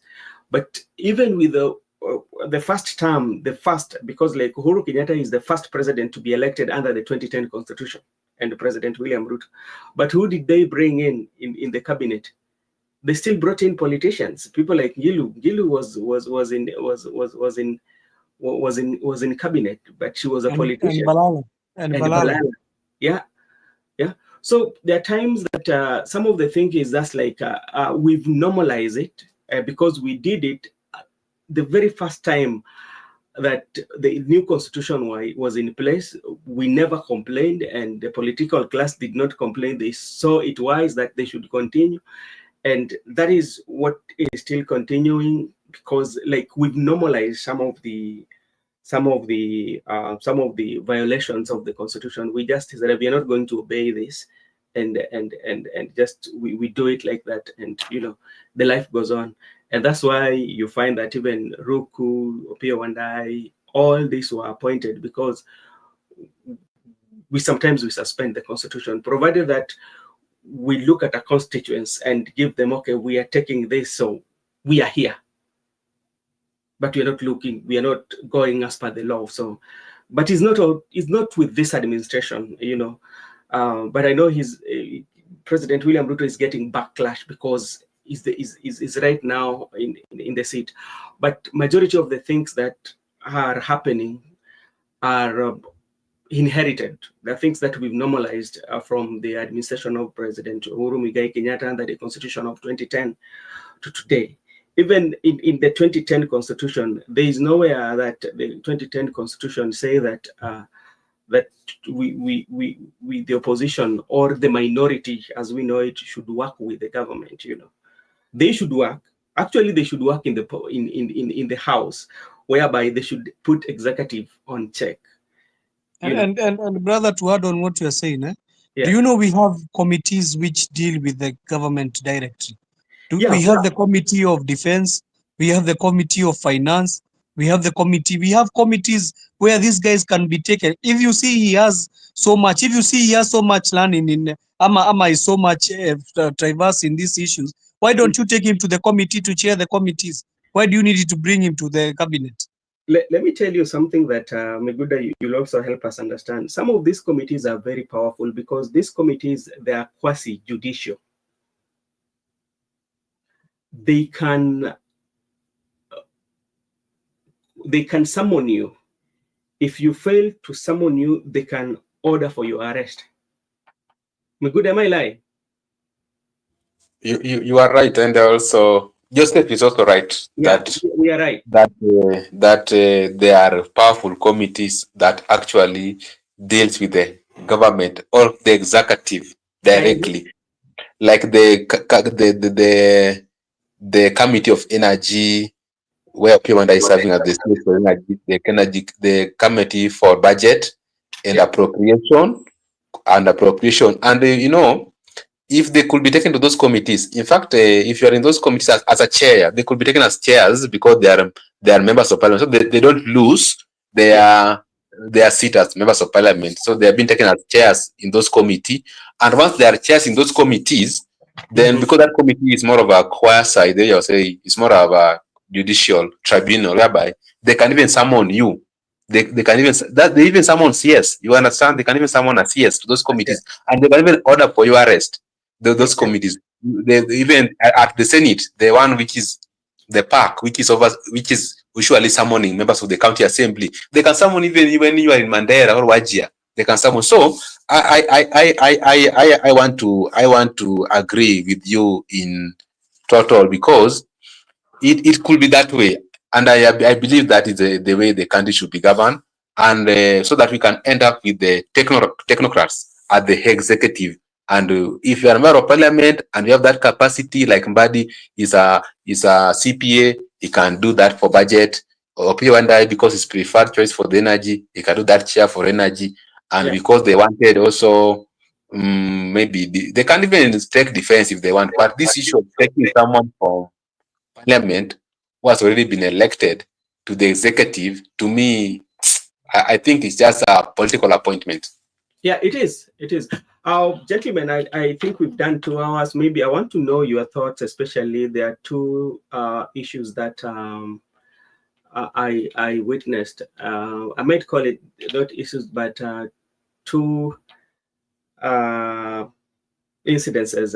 One is about Peter Salasia. We know Peter Salasia is a member of DPK, and they were touring the Western Kenya, and Peter Salasia was nowhere to be seen. That is something that I observed. Maybe you will give me your take. Another one was the one for Hamisi, the MP for Sabot, joined the group of the opposition, yet he's in ODM. And he joined Rigathi Gachagua, and I think at some point he told Rigathi Gachagua, the reason why we impeach you so that you can make Ruto 1 term. I think I might be wrong. So maybe, Miguda, let me start with you, as Joseph will be closing. The absence of Peter Salasia from the Western Kenya tour by opposition, and Hamisi joining them in the last lap, especially when they were in Trans Nzoia. What I like with the young legislatures of our time, they are trying to be themselves. They are trying to project. They are trying to find bearing politically, and that's why Peter Salasia was missing in action, because he's trying to make himself visible to the top seat, like the presidential seat. Not that he can win, but it's just a matter of strategy. He's projecting to be the next president of the party of Kenya, but he's also communicating to the DAP Kenya that when it comes to election, you can maybe give him the SG or maybe deputy party leader. So he's trying to make himself significant politically across the country, but also it is not a must that if the DAP Kenya are going to Western, we must go. This issue of people moving like a group, some people should also be given divergent opinion that even the DAP, I can differ with you ideologically. Yes, you are moving in the opposition, but as for me, I want to be the president. That I like that move by the young legislature, and it's also something that Amis is doing. Amisi in ODM, he is trying to make himself visible to the top seat, like the presidential seat. Not that he can win, but it's just a matter of strategy. He's projecting to be the next president of the party of Kenya, that when it comes to election, you can maybe give him the SG or maybe deputy party leader. So he's trying to make himself significant politically across the country, but also it is not a must that if the DAP Kenya are going to Western, we must go. This issue of people moving like a group, some people should also be given divergent opinion that even the DAP, I can differ with you ideologically. Yes, you are moving in the opposition, but as for me, I want to be the president. That I like that move by the young legislature, and it's also something that Amis is doing. but he can work with the opposition. Yeah. And I believe that he was dissatisfied because when he was supposed to be the Public Account Committee chair, they gave it to, I think, Tindi Mwale. And to me, sometimes we need to learn as politicians, because what is wrong is wrong. What is right. It cannot only be wrong when you are outside, but when you are inside, it is right. That is a lesson to Amisi. Amisi, we warned him so many times that you should stand firm.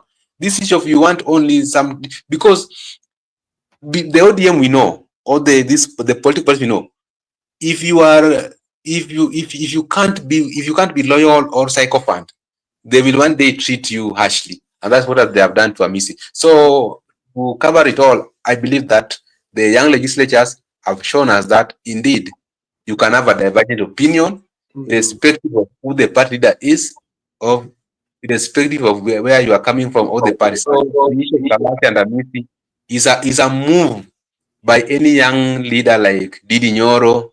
You have seen Didi Nyoro not in the DA, not in the DCP, not in the UDA, but he's not being intimidated that you must be in Ruto, you must go in Shagashagwa. He said very well that I have not made my mind, and that is what should happen. Nobody should compel people. And also the issue of Babu Owino, he said that with him, he's in opposition, he's not in government with the ODM. So I believe that the young people, they have demonstrated to us that indeed, it's not a must that it must be the big boys. Even you can have your own conversation.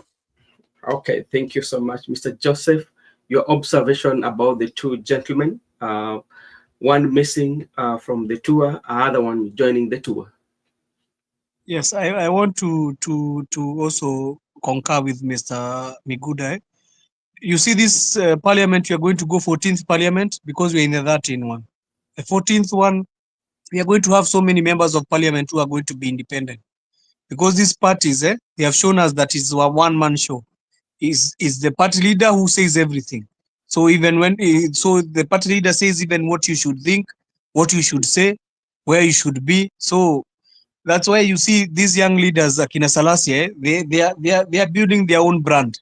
And I'm assuring you, you see the 14th parliament, so many people will be independent because many people are tired to be tied in these parties. These parties where you must do whatever the party is saying, you must eat whatever the party is telling you to eat, you must shave the way the party is telling you to shave.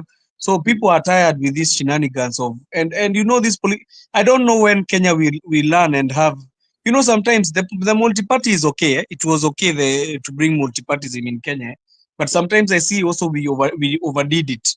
Because now in Kenya we have how many parties?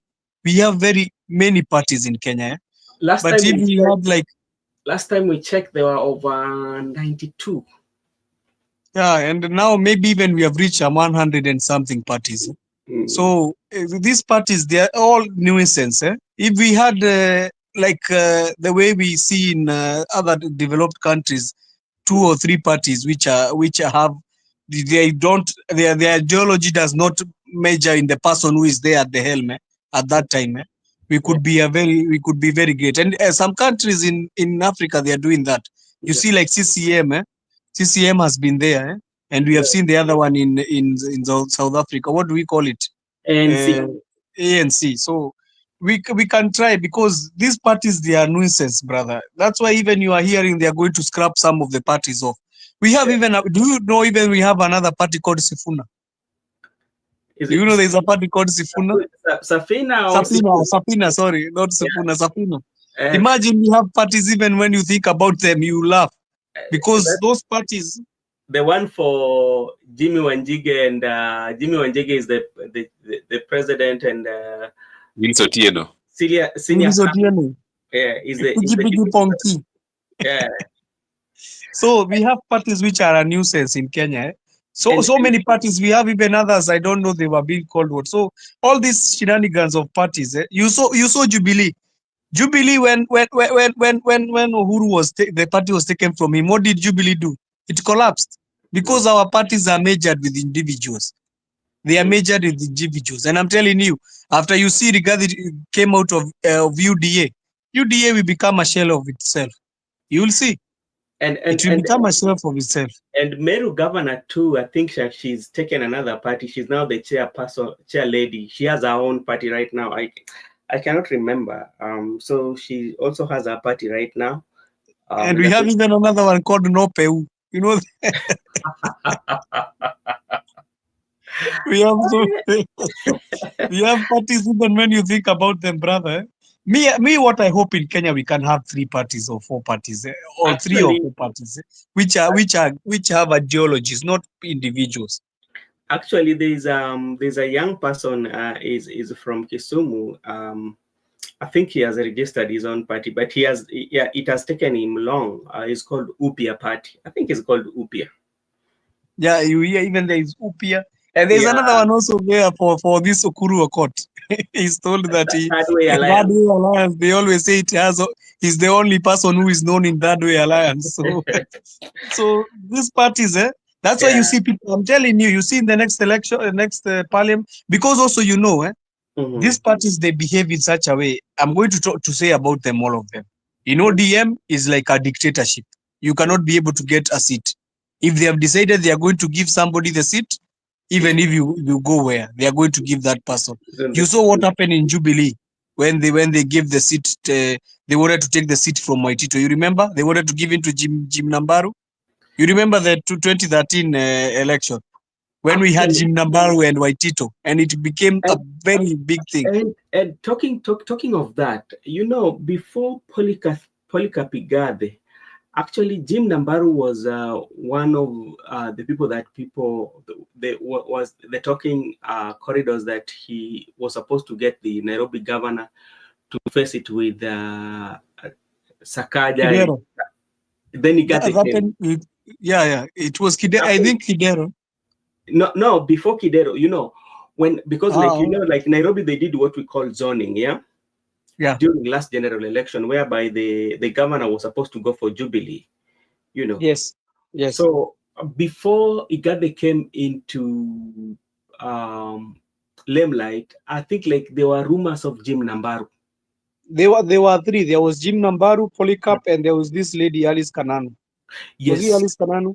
And there was Alice Kananu. So, but at that time I saw that they talked great and they agreed on one candidate who was Polycarp Igathe. I think Nairobi people are crying. People are crying.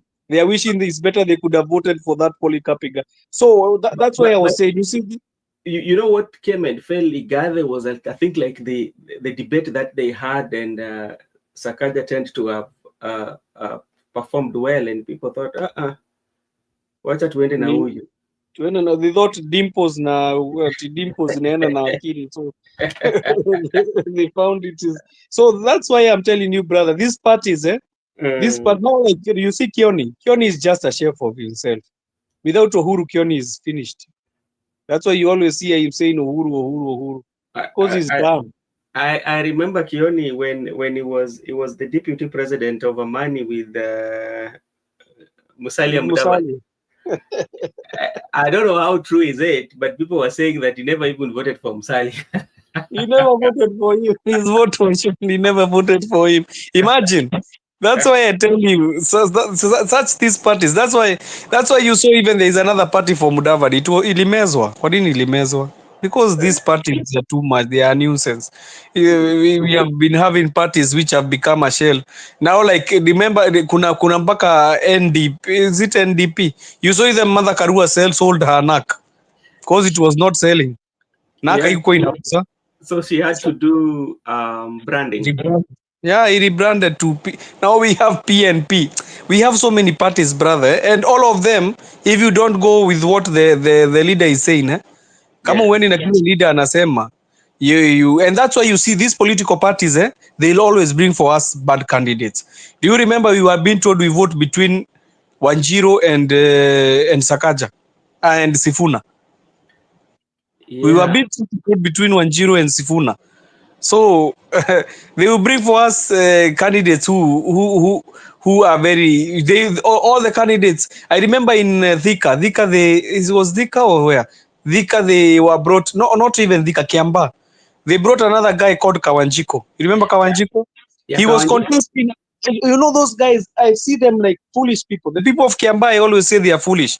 You know, they said that Kawanjiko, that the other guy who was standing, I think he was, I don't remember the name well. I'll tell you when I remember. They said that that guy is good. He has brought for them developments. You know, he was an MP before in Kiamba. They said he's good. He has brought in developments, but because he's not standing with UDA, we are going to go for Kawanjiko.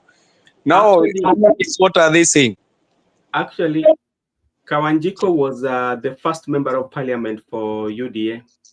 Yeah, and they were fighting against a person who had done for them Karirinjama. It was Karirinjama, I think.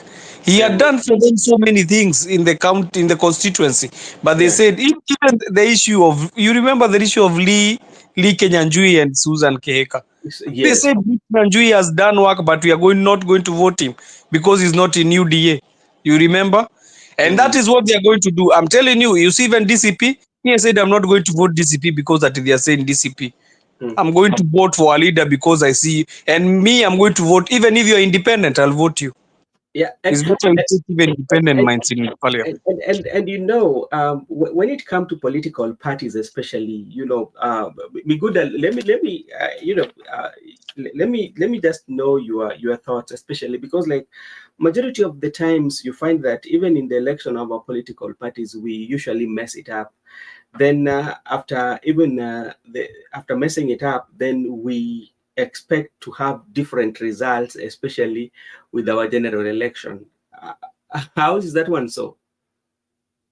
Yeah, I like that question because, you know, I just want to talk from what I know. The party I've interacted with, not me myself, but you know where I'm coming from. Yes, I got relatives, I got family, and of course the dominant party is ODM. And the fact that I'm a member of ODM doesn't mean that my family relatives are not part of it. Some of them are part of it. Some of them are even extended relatives. So there's a time when we go for election, by-elections or nomination for the party, the primaries. So after the primaries, there are three criteria they use.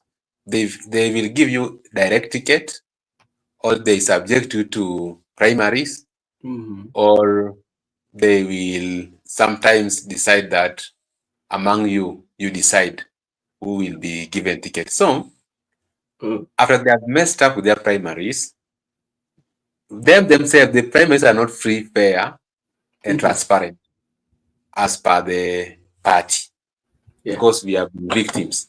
So when after that, you find out that the leading person might not be elected because she or he is not loyal to the party, or he or she is not sycophant. So chances of him or the person being elected is minimal at the party level. Then sometimes they do come back with the independent, but some people do actually win the independent, but some people usually fail. But we end up we mess in the primaries at our primaries. And the latest they did, they came with of course, they given people direct tickets, but where there were contests between maybe two people were leading, or their preferred candidate was not leading. They bring the machine, the digital one, whereby you go and you just mark your preferred candidate by just, and you just point the tablet. Yeah. So what happened? You know, it was programmed. The tablet was programmed. And I want to give you a very good example. It was programmed that because they knew very well that there are some places whereby if you subject put nomination, the candidates are going to lose. Like the case of Migori County, the machine wanted Denita Gatti from Korea, but the people marked Fatoma. So when the result was being declared, they declared Gatti as the women rep. But people contested for that result. They protested until they ended up with Gatti as the ODM candidate. But when elections comes, they need Fatuma Mohammed was the one who people voted out of hunger that let us vote for Fatuma. And even in Suna West, Masara and Ndiege, even before earlier, they gave it to Ndiege, but Masara came with independent. But now other constituencies, including even Nyakach, they knew very well that the AP was not going to win. So they bring that machine. So they programmed it. So after they programmed it, some people came back and actually voted for the independent, but some people were taken by the wave of ODM that, oh, it's our new, let us give it a 6-piece Machungwa Sita, ODM, because you have been confused by the program machine. And there was a time, I personally, I went to a certain hotel. I found the current governor of Migori County with the people. They were organized that I want so and so to be the MCA for this region, so and so. So they were just being programmed in the machine that, okay, in Sona Central, so and so. In Uriri, they asked MP, who do you want to work with? 1, 2, 3, 4. Then they program it. So when you go for nomination by elections, you put that, and first they say that only party members are allowed to cast their ballot. So you must be a party member. So they scraped people out of it. And when you ask them, why have you done so? They will tell you, okay, even they usually cite America. Even the United States of America, by elections are not always free and fair. The party can decide to give people direct tickets, or the party can decide to do so and so. And when it comes to election now, when we are going to face Chebukati, Chebukati is doing our things, then, oh, election has been stolen. It was not free. It was, but what about by election? So for those people who have been messing the election, they usually celebrate when the ODM is not declared at the presidency. And it has happened, and now we are very keen. What Joseph has said, right now, I got friends. Actually, I got classmates who are going for the parliamentary seats in Nyanza. Most of them, I got a good number of them. Most of them, the ODM, because that's the dominant party. But they're saying chances are minimal. They're going to get ticket, but they are backup. Most of them are going to contest on independent, and I am very certain that most of the MPs are going to come to parliament, the fourth parliament, are going to be dependent people, and the youths, most of the youth, the young people, the Gen Zs who want to be the MPs, they are not going to subscribe to the school of thought of these political parties. Okay, and you know, that one reminds me, there was a time also we were covering the same nomination. So there was one person, like, from the look of things, he was winning. But what happened, he ended up being taken to another ward. This is a nomination. It was voted on another ward, and you ask yourself, how did he end up being in this ward? So, like, his name is another ward, and where is he at? He got like few votes, but the ward where he was having like good following, he ended up not being that ward. So I think we still have a long way to go. Even sometimes we usually blame the IBC or the body that have been given the mandate to carry out our elections. Our nominations still has a bigger room to improve on how they conduct, especially the election, and how even they award the certificates. I think it's for all political parties, you know. And this is due to the fact that, like now, DCP, you know, for instance, the DCP for Gachagua, where our good friend is saying, Nyapolitik, karibu sana baba kwa show. He says that at Gachagua will use DCP to have bargaining power in parliament. His future will be defined by the number of MPs he will get. That is true. And that's why, like, the reason why you find that majority of members of this like political parties, one of the reason why I think they formed this political party is informed by the money that comes from exchequer. It's a good money.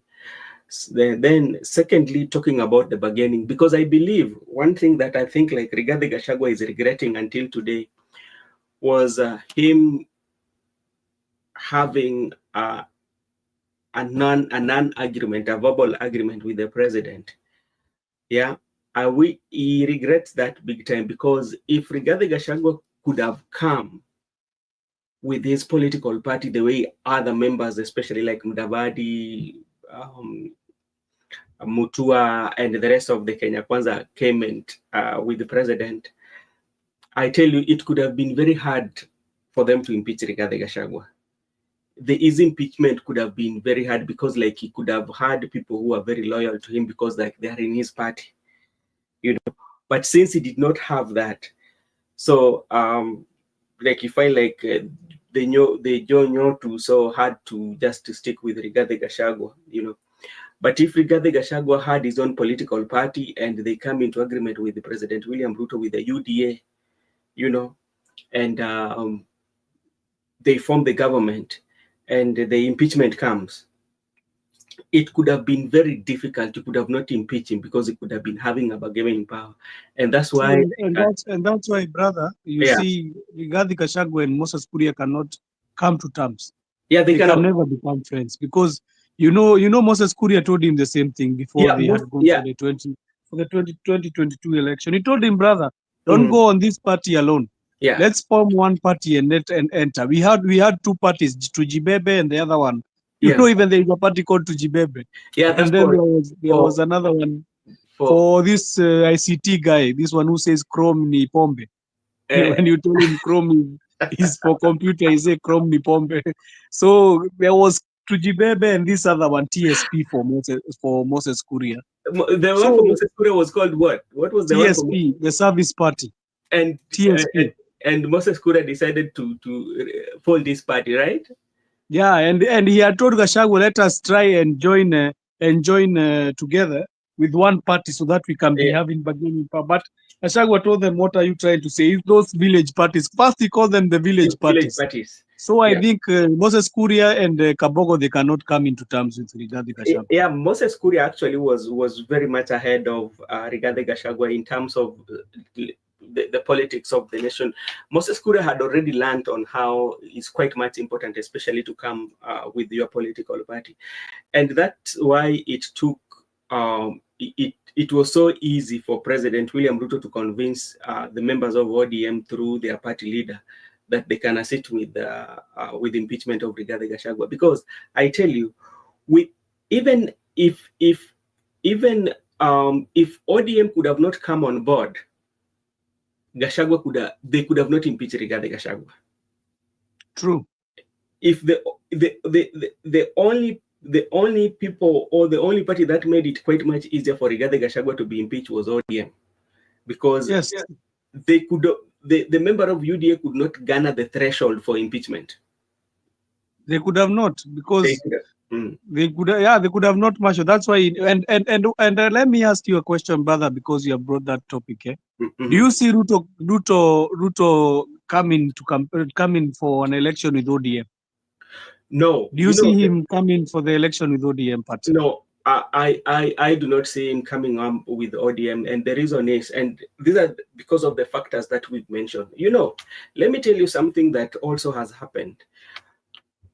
The story of impeachment, you know, the parliament has made impeachment bar so low that it will be quite very much easier to impeach a president or a deputy president.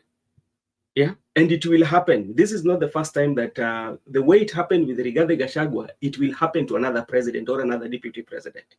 And the reason why I'm telling you that, look at what happened when the country came together to take Moi out of power. What did that one kill? First of all, Moi was defeated. And when Moi was defeated, he was killed together with one party to win election.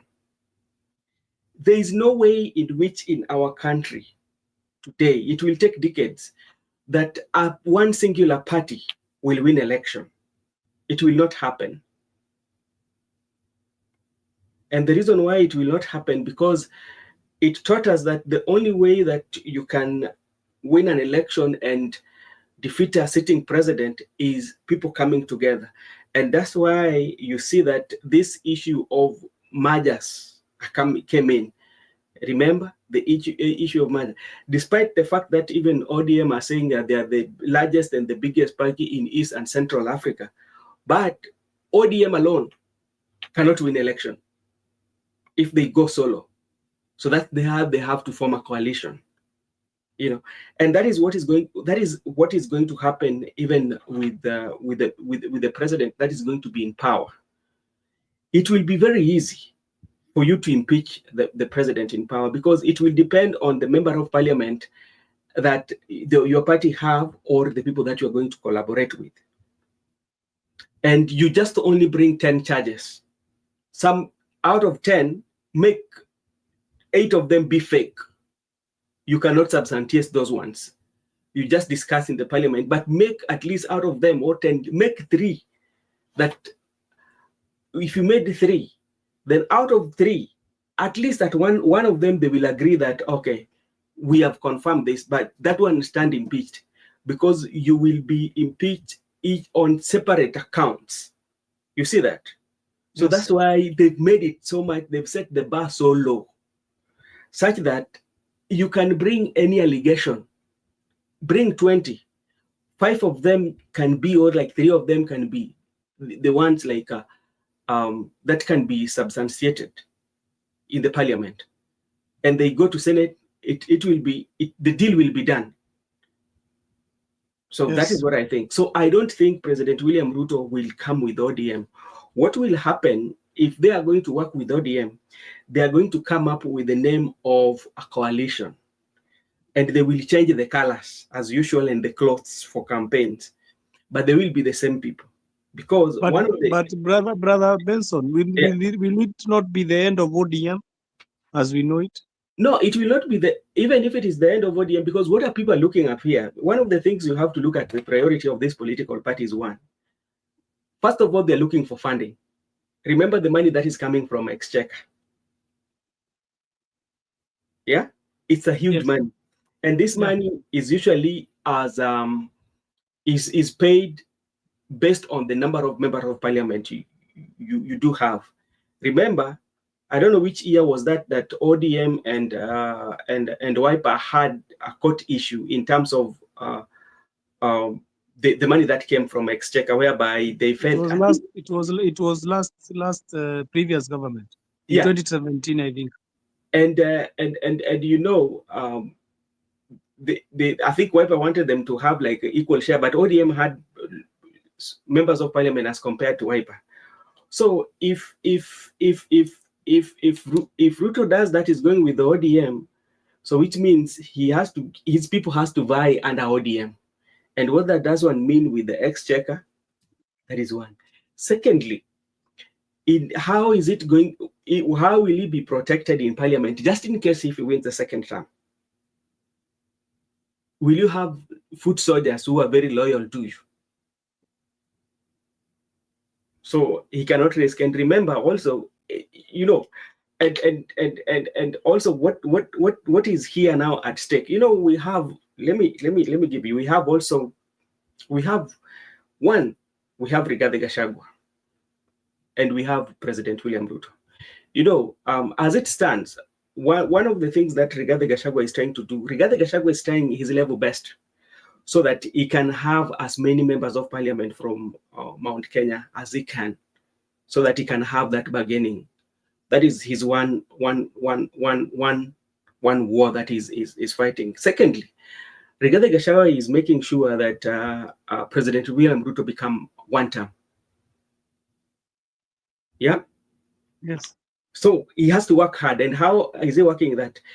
He has to make sure that he works with the opposition. If it reaches a point whereby he cannot be that person that is going to be the president, yeah, but he has to make sure that he supports somebody and they get this, because you remember even he said that if President William Ruto go back again, hujamata tu. So ulisikia akisema kwa hiyo matanga. Yeah. Yeah. You heard him say that. So that is, so he has two things that he's battling. That is one. Now, come to President William Ruto. Two, President William Ruto is fighting to get a second term. Yeah? Yes. And he has to try by all means. Another thing is fighting to defeat Rigathi Gachagua. Yes. So he has to do that I'm getting my second term so that I can finish my legacy. I don't want to make a history as the first president in the Constitution of 2010 to serve as a one-term president. One-term president. He doesn't want to. He wants to do two-term, you know.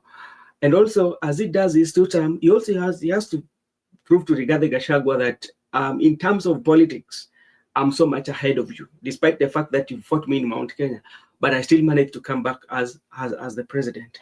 So the only person who is at good stake is Raila Amolo Odinga here with ODM. You know, Raila Amolo Odinga, the highest bidder will get him.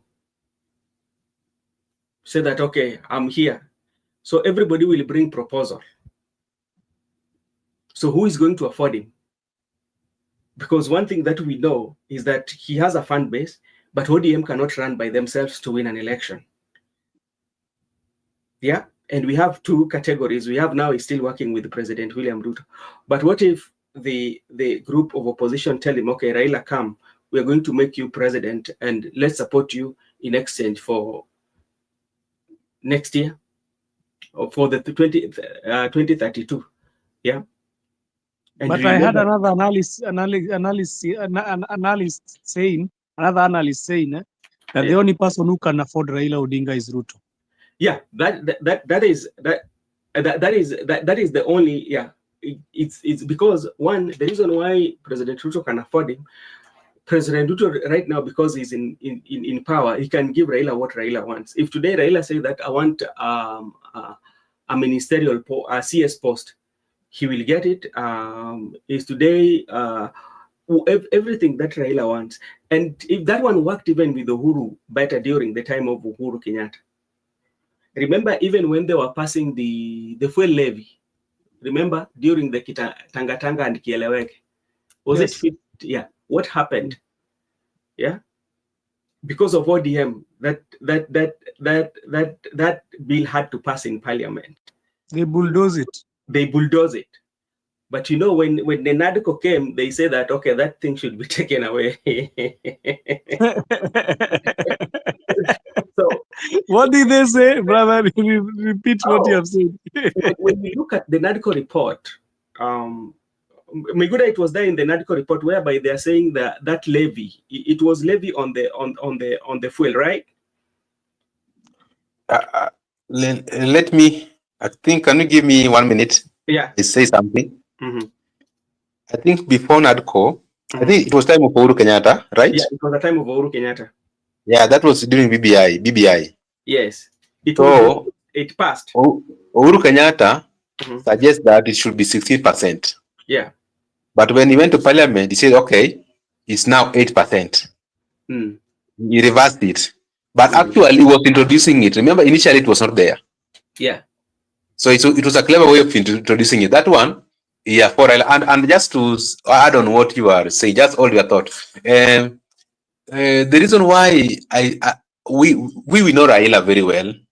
He said that right now Ruto can afford him. It is true, he can afford him. Remember, before Ruto afford him, the reason why Raila went for handshake that time, Uhuru could afford him because Uhuru was ready to compensate him the money used for the campaign for 2017. At the same time, Uhuru was able to fund him to campaign for BBI. In fact, he was being funded for BBI. And Uhuru also promised to fund him for 2022 campaigns, which Uhuru did. So Uhuru was able to afford him that time. Right now, Ruto is able to afford it because Ruto can take care of the entire family of Jaramogi. The Oburus, the Jaoko son of Raila. Even you saw him going to Oburu, they went with Oburu when they were going to in China. And also, right now, Jaoko has been given the advisor of the president. And even currently, Raila is having a Lexus, by the way, he was bought for. And he can afford him right now. But Raila also is someone who is dynamic because he told us that right now, we are in broad-based government.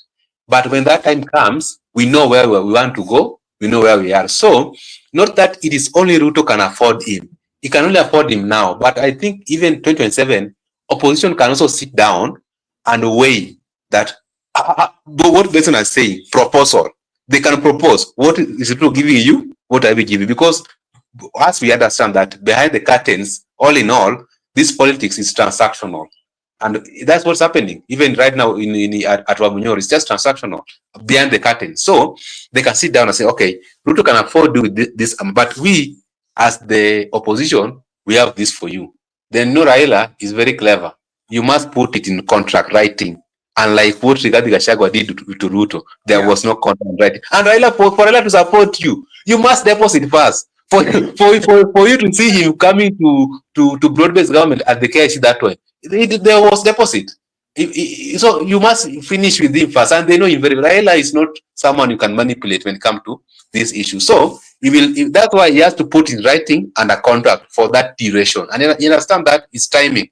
So 2027, Raila will come because Raila, he wants to be relevant. That's why he was going for that AUC. He was funded for relevancy. Now, if 2027 comes, in my view, the way I know him, he can say, okay, because what Benson was saying, that the highest bidder, that's why we see it is the highest. You can't just let it that it is Ruto can afford it up to 2032. No, it is still the whole DM to hold that the highest bidder. He can say, okay, if you can fund my 2027 presidential ambition, you can fund it with my entire party, because you must, for him, you must fund him going around with the corporate, that corporate helicopter. The way it's very expensive. So you must fund him and ensure that he's well taken care of. So if the president is running, in my view, and because there's no limitation, people are saying Raleigh is not going to run, which constitution? He can run even 32. So you can't rule that one out. That is not going to run. He can run still because he's having a base. So if Ruto is running for the presidency and Raila so placed that I want to run, so who is going to afford Raila if he's running? That's the question we need to ask. If he's running, who is going to afford him? Is it the opposition or is it the president? Yeah, and this is what brother, let me add one thing. ODM will start. Okay, let me read. ODM will start dying in Kisii. UDA is already dead in Kisii region. Okay. Yeah, I wanted to just say one thing I've noticed, Brother Miguda. On Sunday, I don't know what you are eating. I love you on Sunday. Yeah, but you know, when you look at the history of politics in this country, like there's nothing new that usually comes. The political class, the senior council, Willis called them the legacy politicians. That's a new word that I learned from senior counsel Willis, calling them legacy politicians. I don't know why he calls them so. But there's so much that is playing in politics, especially with politicians, and anything is possible. And because, like, when you look at, nobody knew that even Raila would have to talk with Uhuru Kenyatta after that heated campaign. You remember how the insults and everything, but later they came and worked together, and you see that again with the President William Ruto. Nobody knew that they would want work with President William Ruto. But what sometimes surprises me is that, especially with our politicians, when they're running, especially when they're having competition, or for presidency and all that, especially for presidency, they usually don't see eye to eye. And when it comes and there's a dispute, they go to court, to Supreme Court, to interpret and give them the outcome. But when they're now coming together to even shake hands or to sign memorandum of understanding, I'm not even seeing, they're not even going to courts. And they just do it by themselves. Miguda, why do you think that is so? Why is that one so easy? That, let me respond to Joseph. Then I thought, okay, Joseph, there's a why you love me on Sunday. That morning hours, I'm very much active, and morning hours, that is where my brain can do wonders in this world. But most of the time we go to show in the evening. Already I've had the long day. I've done a lot. So I'm tired. So that could be the difference. Okay. Brother Benson, the issue, I think our CJ, Matacom, address it, Mm. that politicians can resolve their issues independently. Mm. Because during campaigns, they are abusing each other. It is hotly contested. But when they go for Supreme Court for interpretation, you find out that the Supreme Court, after making a decision or pronounce Yeah. itself, Mm-hmm. then after the people who are contesting the Supreme Court Mm-hmm. are coming for things like Nusumkati, things like handshake, things like broad-based government. So to Martha Koome, it means she meant that there's no need of us going to Supreme Court if you can solve these issues even Yeah. after going to Supreme Court. So our politicians, even after election, should just sit down and solve their differences within themselves rather than taking Kenyans through court process, taking Kenyans through people are being killed, you understand? Some people are Mm. being maimed because of politics, but they can solve it by themselves. The narco report, you understand? So if Yeah. even if people agree that Ruto is the president, yeah, Mm. Raila, what do you want? As for Mm. me, these are my proposal in the narco report. Open the servers, do IBC, do 1, 2, 3. Now let us not go to Supreme Court, let us not Mhm. kill people, let us not protest, let us not demonstrate. That one is understandable and it makes sense. When Uhuru was declared in 2017, Raila, what do you want? Okay, as for me, I just want handshake and I want BBI in the process and I want you to fund my campaign 2022. Then, okay, let us not take our people to the street. Let us not take our people through this all tedious court process. I Yeah. think, to me, I subscribe to that school of thought and it makes sense. Like what we're discussing right now in this our channel. Mm. People are saying that Raila must support Ruto. To me, it is not really something a must. Raila can bolt out, and Ruto knows very well. So when Raila will get out of Ruto's camp, the Mhm. opposition can decide to back him, or the Raila can say, okay, let us find one person so we back together. But the point is, even if they are doing this to get Ruto out of office, doesn't mean that after elections, now Ruto is going to be their enemy. No, Mm. they will be possible to work with him going forward. So the question, the point is the Yeah. people must not be subjected into deaths. The people should not be subjected into chaotic environment. The court time should not be wasted Yeah. because these people, that's why I was telling people, let us not take it too personal Yeah. because you can find that in one point in life, Rigiji can work with Ruto and it can surprise many people because that is politics. So they haven't seen that now we are permanent enemies, we are permanent friends. And that's why Mhm. we still insist. Even if the people of opposition want us to have their way, we insist. If you, because we know what we are doing in that opposition and we know what they're doing in government, if you want this, the best for this country and you're joining, Mhm. give us someone different. And maybe Joseph, before you weigh in on that, because like even what we saw, especially in Chwele when the opposition were touring the Western Kenya, especially the vehicle where Natembea and I think Matiangi was being targeted with the public address vehicle like this. The young men or the people who are hired or I don't know who are attacking the convoy. At some point, do you have in your mind that maybe the convoy that you are attacking, one of them might become your president, or one of them might become your local leader? I, thi- What can we reach a point whereby it reaches a point whereby if you don't agree with let's say you don't agree with President William Ruto school of thought in terms of how he's doing his politician, I mean how he's doing his politicking, don't go to his rally and create those chaos.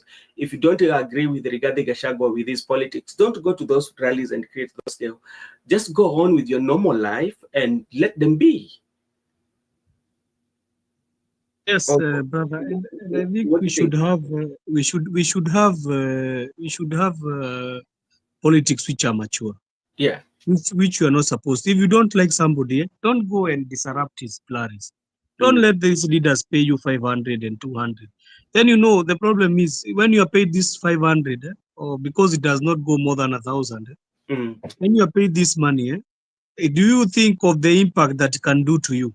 What if you go there and you're clobbered on your head by this, Yeah. or you are shot by the stray bullets by these bodyguards who are guarding these guys? Yeah. Where will your family start now? And Yeah. maybe hata ulikuwa tu na hiyo 500, hata una mpaka pesa, hata hujalipa SHA, and then you start bringing problems to your family. People Yeah. need to think about their lives, and people need to stop this stupid shenanigans of sending goons. But by the way, those politicians who are sending goons, shame on them. It's Yeah, a because total shame on them, because you cannot bring dirty politics and you say that you are a full honorable member. You're not a honorable member. yeah, because like for instance, and this is goes to the voters. Let me see what our good Nyapolitic says, that Joe is biting deep for 2 term. Raila will be in the cold if he bolts out. Okay. Thank you so much, and please, brother, subscribe if you're new, so that when we have such like conversation, we can always have you here, so that, and we can also Let, share. let me respond to Nyapolitic. Uh-huh. Nyapolitic is giving a good point, but the point also we are trying to address is that what if, yeah, Joe is beating for 2 term. What if Ruto is not elected? So you must weigh those two. Not that he's going to be automatically re-elected. What if he doesn't got back to power? Yeah. But Brother Miguda, I can also add in what you're saying. But I think Joho and this guy Abduswamad, they are the ones who are running the Mombasa County. I think Joho clothes are still there in Mombasa County, or maybe you can help me. Yeah, Sultan, the Sultan is still, because like and, thank you for mentioning. Let me hold that. Thank you just for mentioning about Joe. And sometimes if you sit down and just look at how politics is, and that's why I was saying that if you are not ready to listen to any other, or you're not interested, especially now people are starting to go for campaign, if you are not interested to listen to the politics of President William Ruto, there is no need for you to go to his rally and create chaos. Just stay home. If you're not ready to listen to Rigathi Gachagua with his politics, just stay home. Because the reason why I'm saying this, look at I don't know whether you saw Joho when they were in the empowerment forum with the women. If you reflect back about what Joho said about President William Ruto and the Joho of today, na wewe umekazana hapo ukirusha mawe, ulikuwa unarusha mawe, si unajiona aje? Ulikuwa umeona how Joe was campaigning against President William Ruto, and Yeah, all that. I'm saying you can never join him. He said, siwezi patana na mtu mfedhuli. He talked a lot of bad stuff. Yeah, so that's why he tells you that when the politicians come and whip your emotions, and it forces you to go ahead and pick a stone, go somewhere, go do something which at the end of the day will land you in problems. At the end of the day, as you keep on fighting with your brother, with them they are on the high table. Kwa Kiswahili tunasema kwamba wanakula chile chakula mzuri, alafu wao wanakutupia chembe chembe pale, mnang'ang'ana, yani mnang'ang'ania zile chembe chembe, na chembe chembe ni zile ambazo vyakula ambao wamekula, unapata kwamba hazina ladha kwao, lakini wewe mwenyewe au juu. Na hiyo pia kuna wakati mtu pia alikuwa ananiambia, ukipata bahati kukula na malkia, lazima ujue uzito wa sahani, na pia ujue vizuri kukula, usikule tu, ujue thamani ya chakula ni nini. So kwa wale mavijana ambao saa zingine labda wewe umetuma, unaona mtu ako kwa siasa zake, labda upendi, unaenda pale unataka kuonesha ubabe, ole wako ndugu yangu. Yeah, so and Uhuru said something, sisi tunakula nyama na nyinyi bado mtatoa mate. You remember he said, sisi tutaendelea kula nyama na nyinyi mtameza mate tu. So that is what they are doing. Hao wanakula nyama, si wananchi ndio tunameza mate. Raila will do better if he went he went mute and allow himself to negotiate with whoever wins. Yeah, that one also will be okay. Mr. Glucose, aka Kabogo, is also deep in the sink. I can answer Mr. Nyapolitics. That one for Nyar politics. That one for Raila to go silent. Raila cannot go silent because Raila has been a figure in the politics of Kenya. So expect him to go silent. That one cannot happen. And somebody, I don't know, I was thinking, I'd always say this, I don't know whether how true is it, but like is that like that in the initial stages when the broad-based government, like like people did not welcome the broad-based government, people were very resistant of broad-based government, and most of the time that there were Orange Democratic movement, you could see their division in glare. There are those who are saying we are not in government, there are those who are saying that we are in government. So what I thought was that those who are saying that they are not in government were holding brief for Raila Amolo Odinga, and those who are saying they're in government were also holding in brief. But of late, I've seen something that I don't know how far it will go, because like one, when you look at Sifuna is not vocal as he used to be. There's that tone down. I don't know whether you've realized that. And this one was immediately after the death of Ongondo Were. The only thing that he can do is to tweet. I've seen his tweet especially. Or Miguda, what do you say? I think Miguda has left, so I can answer that one. Yeah. For Sifuna, I think Raila is just, he is a very, Raila knows how to play these games. Sifuna, why has Sifuna not been taken the chair of SG? They say that if anybody is going against this broad-based, it's supposed to be taken out, né? But Sifuna, you have not seen being taken out of the SG. So I think Raila, is a craftsman. He's crafting something. So when he's crafting something, I think even Ruto should be scared of Raila. He needs to be scared of Raila, because Raila is the person who wakes up in the morning and says, "Aya," and then you hear he has left. There was a day I was listening to Professor Herman Manyora and say that you cannot write off Raila like that. Yeah, you cannot. You cannot write off Raila like that. You might be like right now the way that people might think, okay, the popularity has gone down and all that, but he will pick one move that will surprise you. You cannot write him off because he has been in this politics. The same way you cannot write off William Ruto because he's the president. And the same way you cannot now write off Rigathi Gachagua because he's like now the new opposition leader. So these people, you cannot write them off. And let me tell you, what I'm telling you here, I tell people things they see like it's a joke, lakini baadaye wanakuja kusema na Joseph ulikuwa umetuambia. I'm telling you, Raila ataamka siku moja aseme haya. Hii jamaa uanze kusikia ameruka. I'm telling you. And that day is when it will be fire.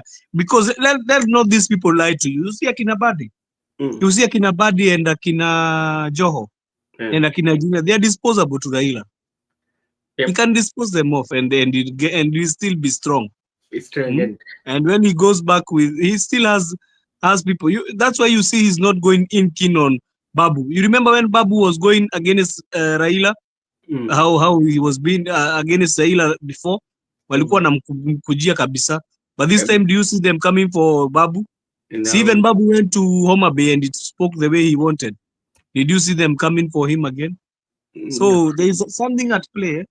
And this thing which is at play, it's very difficult, but we are going to see. And also something that I would want to say about Rigathi Gachagua is that Rigathi Gachagua now has joined the league of the boys, because the league of the bigger politician, even though they might say that he doesn't have political experience, but he has been studying politics for a while, because remember he was the personal assistant to Uhuru Muigai Kenyatta. And another thing is that like he has learned his lesson, especially after impeachment, and he came to realize the importance or of having a political party. And is one person that I feel in terms of politics right now, even with him working with the likes of Kalonzo Musyoka, Eugene Wamalwa, especially the people who have had their political party for long, I think is very keen on the decision that he's making, especially when it comes to politics, because he's somebody who has been hit hard in politics as compared to even Kalonzo Musyoka. You know, when you look at Kalonzo Musyoka has never been hit hard so much, especially in politics, the way Rigathi Gachagua, even if you look at Eugene Wamalwa. Actually, Kalonzo Musyoka is the person who has hit Raila hard. You remember when the time that Raila needed him most during Kibaki time, he took the position of the vice president, you know.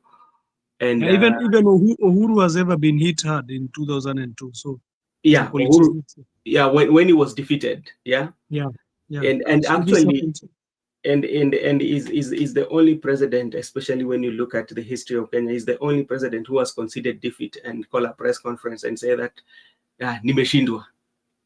And that's why he became a president, because brother, when you want to become something, you need to accept it. You need to accept and say, I am the problem, and I need to rectify it. You know, we supported Raila here, brother. Me, I've never been defeated in an election. That one, I felt it in my heart. Here 2022, Miss Jaishindo election.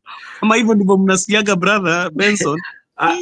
Waga mnabeba na uzito. Sasa unajua kitu inakuaga kitu kizuri, unajua ukiwa sana sana if you are in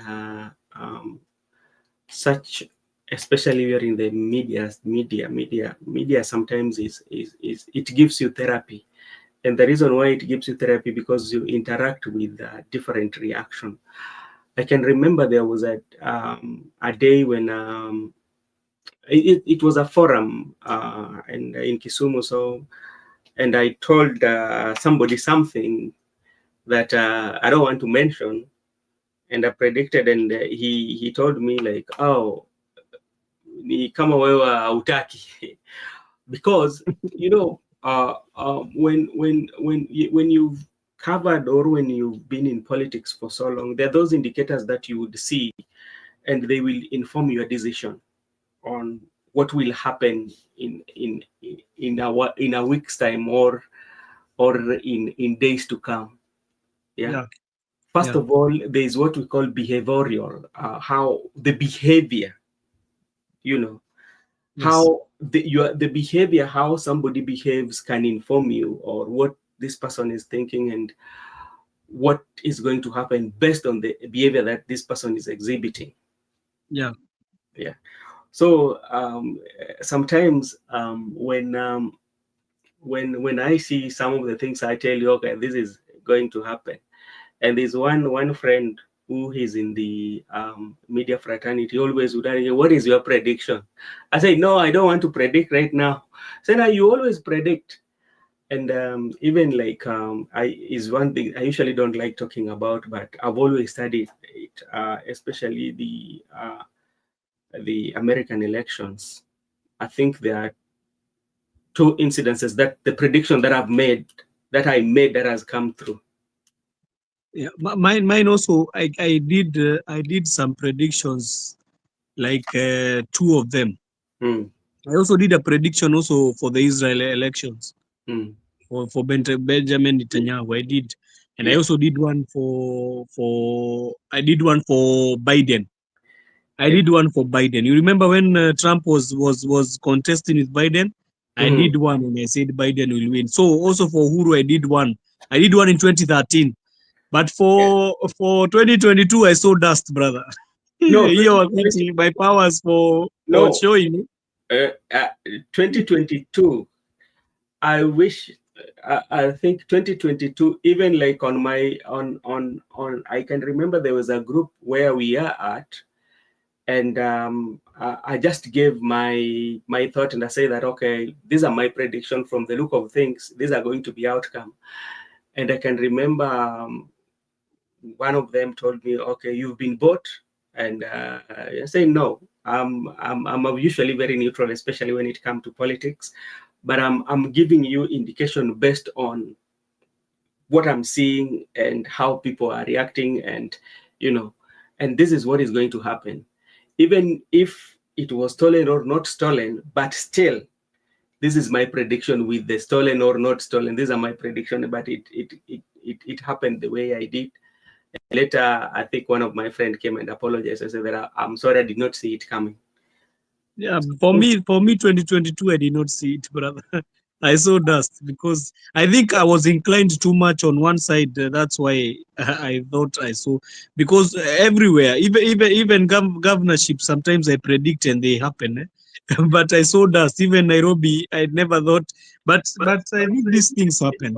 You see, what usually happens is that, especially during election, for instance, let's say today I want to get an information from Meru.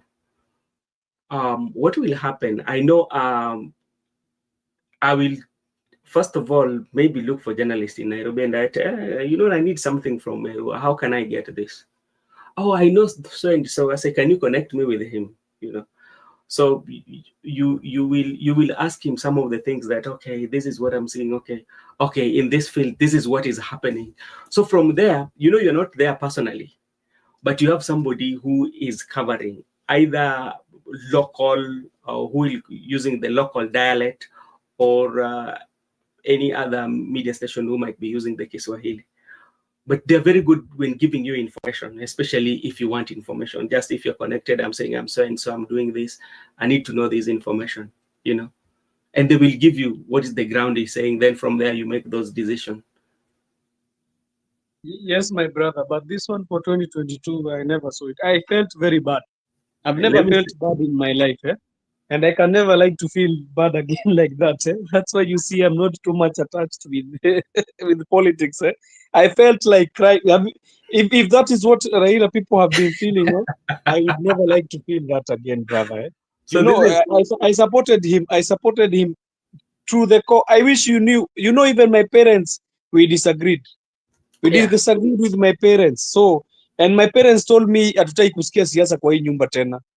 Do you know the other day I called them, my mom told me, na huyu Kasongo atatumaliza. So I remembered when she told me I don't want politics in this house, I failed to laugh because what I went through that time. Do you know I took my time to tell people about BBI? BBI was a good initiative, brother. Yeah, People BBI. gunned it down, but it was a very good initiative. People gunned it down. They were saying that it is all about kutafuta cheo, sijui ati they want ati Uhuru to come back as a president, as a prime minister. But that thing could have said, you see now what we are talking about, brother. Yeah. We are talking about IEBC, who is supposed to come and do boundaries. Do you know IEBC need to come and do boundaries again? Because we have not, because some constituencies are going to go away, brother. Yeah. Some constituencies are going to go away. And BBI was coming to cure that. And also so many things it was coming to cure. It was coming to cure against this. You see the kids, like you see in where I come from, we are so many, the population is very high, that you find kids are given, you see the money they are given for bursaries, you find they're being given 4,000, but you find another place, it's not, I don't have any discrimination, but some place you find they are given money that they are paid for everything. So I was trying to tell my people and my guys, brothers, don't you see this thing is going to, we talked, they abused me, but now I also feel good also. I also feel good. I was vindicated. I was vindicated, by the way. I think I feel like Uhuru. Even Uhuru was vindicated a bit. He said, muta kipata. So So, like, this is what, by the way, Raila has never cherished becoming a president. He has given me 5 political heartbreaks. No more heartbreak. Okay, pole sana. yake kwanza ni mingi. 5. Mine was 1 and I felt. Hiyo ni mingi sana. what usually happens, especially when you see like things like the good initiative like BBI were knocked, it tells you how sometimes Kenyans, sometimes emotions are usually are the bigger part of our politics. Our politics are more or less of emotion. The things that drive us to the ballot box are not issue oriented. You know, we do not have like something that we stand for, either the leaders or the people or the voters, because in places, in areas whereby people believe in what they stand for, you could not see what is happening in Kenya, especially in the democracy even of parliament, you know, whereby we believe that the only way that we can have peace is if all the politicians come together. But like now, if you see the narrative that is running today, uh, it's between two camps. There are those who are tribal and those who are not tribal. You know, Yeah, and I think Kenyans should learn, brother. and Kenyans, they are so much emotional. First of all, yeah, people from the place I come from, brother. You yeah, see, from the area I come from, these yeah, guys they are very, and that's why I said here in the show. If somebody goes and votes for DCP and yeah, he votes for bad leaders, let him not come and tell us I voted yeah, for a bad leader, because yeah, my people are very emotional. Even if somebody is telling you he was impeached or done what, yeah, it's okay, he was done those things, but yeah, you feel pity for him, but not come and vote for other people who is going to tell you vote for them, because yeah, you don't know. You saw we voted for MPs who are inclined to Ruto. That's yeah, why you see they are all stupid. They are all following Ruto. Everything he says they are following. Even the churches, you hear them now saying the church is good. People, I saw some of them saying, "Why are you fighting the church? I'm talking tena kanisa." So you wonder when this what these leaders are made for. You need to have a leader who has a stand. That's yeah, why I like one leader, this guy called Onyonka. I like yeah, Onyonka so much because that guy has his stand. Even yeah, if you I don't know about him personally. I don't know kama ni pretend ama nini, but me I know the stands that he always have. I like Sifuna akona stand isipokuwa sasa chama yake unajua inamtishia kidogo So yeah, it's good to be having a stand. That's why I told you, you see, if you are going to have independent minds in parliament, we'll be having a very good time because the independent minds will be just independent. Labda useme wakienda huko wanunuliwe. yeah. Unajua So pia ukienda huko unaweza nunuliwa. unajua hata wakienda huko kununuliwa, ni kwamba jambo ambalo litakuwa ni vizuri kwamba mtaleta mjadala ambao inagusa jamii. Kama jambo ambalo labda nyinyi mnatekeleza, tuseme kwamba jambo ambalo nyinyi mnajadili si jambo ambazo zinaleta mabadiliko katika jamii, then hakuna haja ya kuwa kiongozi, kwa sababu uongozi inafaa ulete mabadiliko, aidha mabadiliko ya afya, mabadiliko ya kifikra, mabadiliko ya mazingira, mabadiliko tu, kwa sababu unaangalia kama umekuwa katika uongozi kwa miaka 10 lakini hakuna mabadiliko ambayo umeleta, hiyo kwamba wewe sasa, hata kwamba ni miaka 1 tu lazima tuone mabadiliko, lakini kama kuna mabadiliko haufai kuwa katika uongozi. Yes, brother. And what you are saying is true. Do you remember we had sorts of the parliament where you could hear civilized debates? Yeah. Tulikuwa na bunge, ulikuwa unasikia kuna mjadala ambao unaletwa, unasikia ni civil. Watu mpaka wale wanaongea pale kwa floor. Hausikii watu wanaongea kuhusu mavazi yale mtu amevaa. Unasikia mtu anaongea kuhusu vitu zinaguza mwananchi. That I really hope for those parliament days when you could see members going and talking about their constituencies, members going and talking about what. But now we have people that are going even to go and take 2 hours, brother Benson. They take 2 hours to talk about an individual. Which 2 hours. Which it tells you and like ni wale ambao like let's say and not of bad taste, and look at the bills that even like if you look at the Pasari's bill, yeah, Yes. When you look at what happened during demonstration, instead of even trying to come up with a bill that is going to, how can we protect the business of the people while they're protesting? How can we deal with the political goonism that we are seeing on the street? But you're bringing a bill to regulate the protest. Yeah. And like the things that are happening during the protest, and how can we make sure that people do not lose such a huge sum of money? Because like some of those people who lost those money, I saw there's a news that they are coming up with the pay bill now because they need to start their businesses.